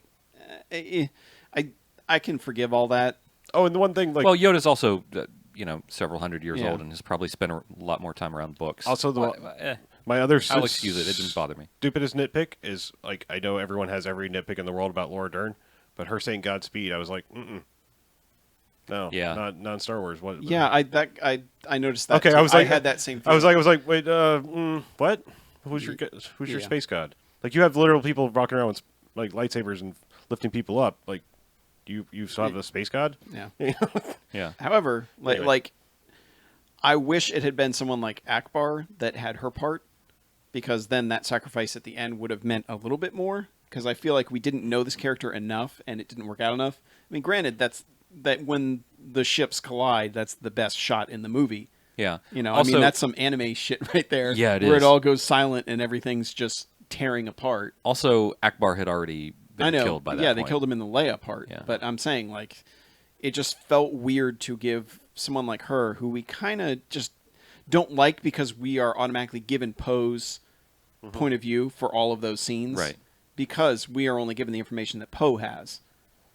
Right. Again, which is, hubris, all that. But to me, that's why her part doesn't quite work as well as it probably should. And it also kind of, there was an article I read somewhere that said this kind of like fucks with things, because now, like, wouldn't everybody be doing kamikaze ships or even remote piloted ships and just putting them into warp drive to take out bigger ships, like that sort of thing? Like, maybe it's something that changes. Maybe she had no idea if it would work or not. Mm-hmm. We don't know. I mean, yeah. But now it becomes a case of, like, well, why doesn't everybody do that? I'm sure some people can course. pull some shit out of the EU. Yeah. Of course, now Like- the rebellion only has like a dozen people left in it. Right. At the That's end. why which the is rebellion would not do it. Kinda, yeah. Also, or the the resistance. Sorry. Yeah, Yeah. sure. But I do like that they kind of did away with that. Like in the very opening crawl, they're like, yeah, when they nuked those planets, that kind of like destroyed the Republic. Yeah. I like that they had that, so they kind of like handled that. There's some problem. people who miss that in the opening crawl, like Yeah. who miss the fact that I guess I don't know if they were like the not fuck, reading like or jerking 7 off or home whatever. bases or whatever they were all got fucking nuked by the Starkiller. Yeah. Yeah. Yeah. But I like that, and I like that. I think the Casino Planet also kind of like puts on that, the super rich and the super poor, like, this doesn't matter to them. Like, Right. it doesn't matter who's in charge. Right. Your life's still either awesome or it sucks. Yeah. And that none of that made any of that change.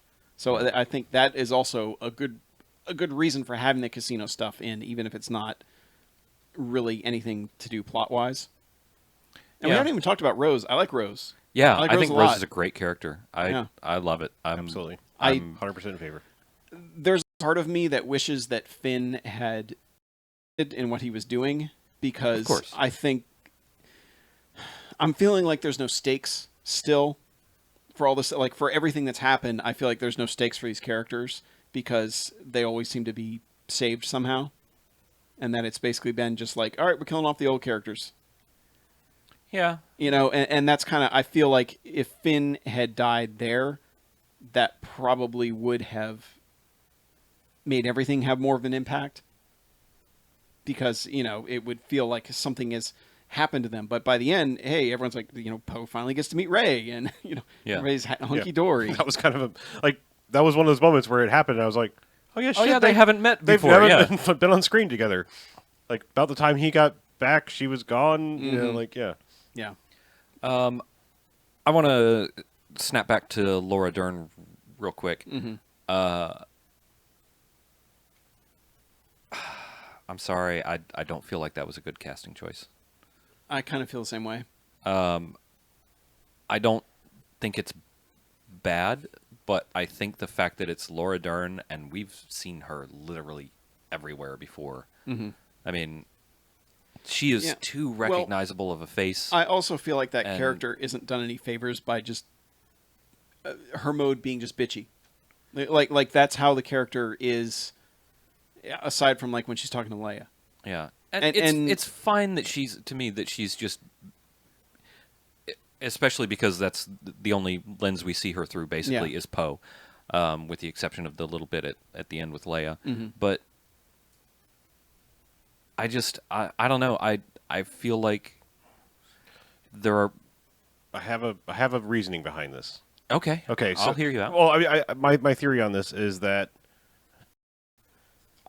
I feel like her character was put in sort of to keep the rebel mentality in check, because Poe and everybody are such. I mean, they're not they're resistance now, but they have such the rebel mentality that like they have a problem with authority even from their own side, and then it's like, no, in order for this shit to actually congeal and not keep getting fucked, you need to listen to somebody, and this person is going to come in and say like, no.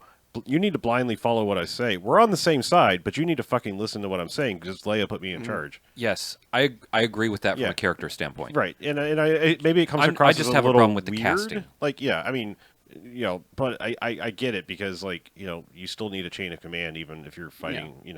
And I just feel like I think it was also a little bit of retconning of Force Awakens where it did just kind of feel like rebel, everybody do your own thing, Like, Poe, you go over here, and you go, this was like, no, remember, they need a fucking military here to make this happen. So, just my thought. And again, I just have a problem with the casting. Yeah, similarly related, somewhat. I didn't really need a scene of a character, even if that character is a piece of shit, saying both sides are equally bad, especially in fucking 2017. I know it's a guy who's a piece of shit saying profiteer saying that anyway. Yeah, but I do not need a character going, yeah, well, good guys, bad guys, it's all the same thing. It's like, no, don't need that right now, thanks. Yeah, I think that doesn't play well right now. But I think considering the source, he's not really a good guy. He's not really, and he's not one of those, oh, good guy, bad guy, but I'm actually a good guy. No, he's. Did he actually have like a fucking Imperial uniform on, like at the end? Yes, they had all, but they had all stolen. Yeah, they had all stolen. That's right. Which I love that too, where the iron right, is coming down. And that was your Hardware Wars reference right there. Yeah. It was, oh man, that was. I loved that. Yeah, that was good. Just I was a nice bit of visual humor. Yeah. So that's what I'm saying. I'm there's so much that happened. Like in one viewing, I'm already getting fuzzy on details. I was like, yeah, they stole uniforms because of that, and this led to that. Another viewing, and I'll fucking have this movie. I'm just like I said, just there's little details I missed or not putting together. There were a couple times I realized I was missing something because I was looking somewhere else, but it's a gorgeous movie. And you're right about that ending shot, or not that ending shot, but the hyperspace through the Imperial fleet. Like, it's Hail Mary.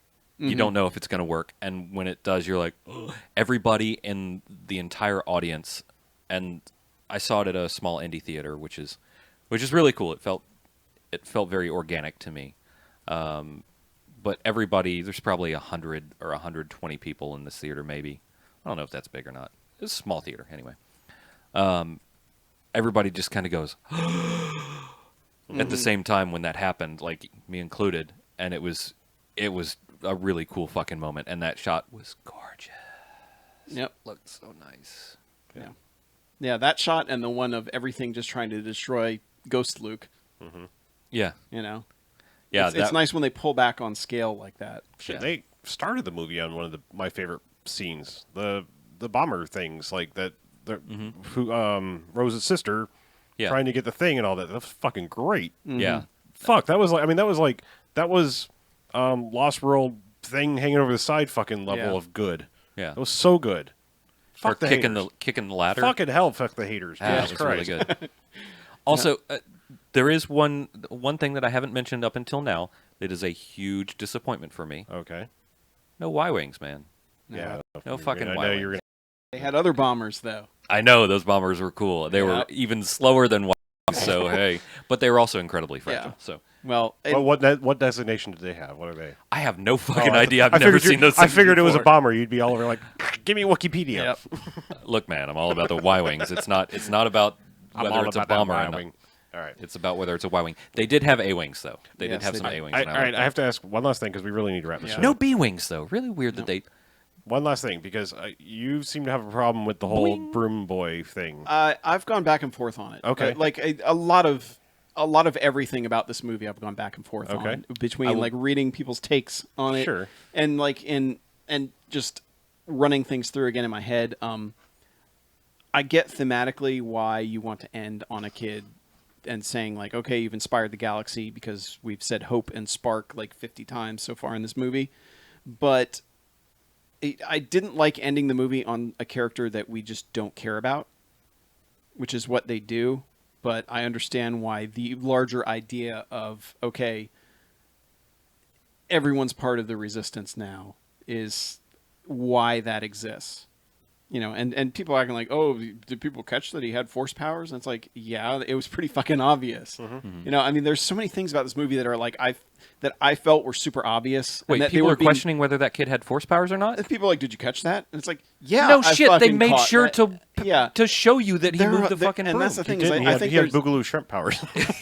yeah. I mean, specifically Boogaloo shrimp powers Right. because he did the same move. Yeah, but it's like there are so many things that I was like, I felt this movie's being too obvious about its message and too obvious about what it's doing, and yet there are people who like didn't catch so much of that. It's like Jen seeing the tree burning, you know, like she was like, Yeah. "Oh, you didn't see that?" And that's kind of how I feel about so many and messages that are portrayed in this movie. That I'm like, well, yeah, that makes sense. You know, wait, you didn't pick up on, like, who didn't pick up on that? You know, it seemed obvious to me, but maybe I just view it through a different lens that other people aren't viewing things through. Yeah.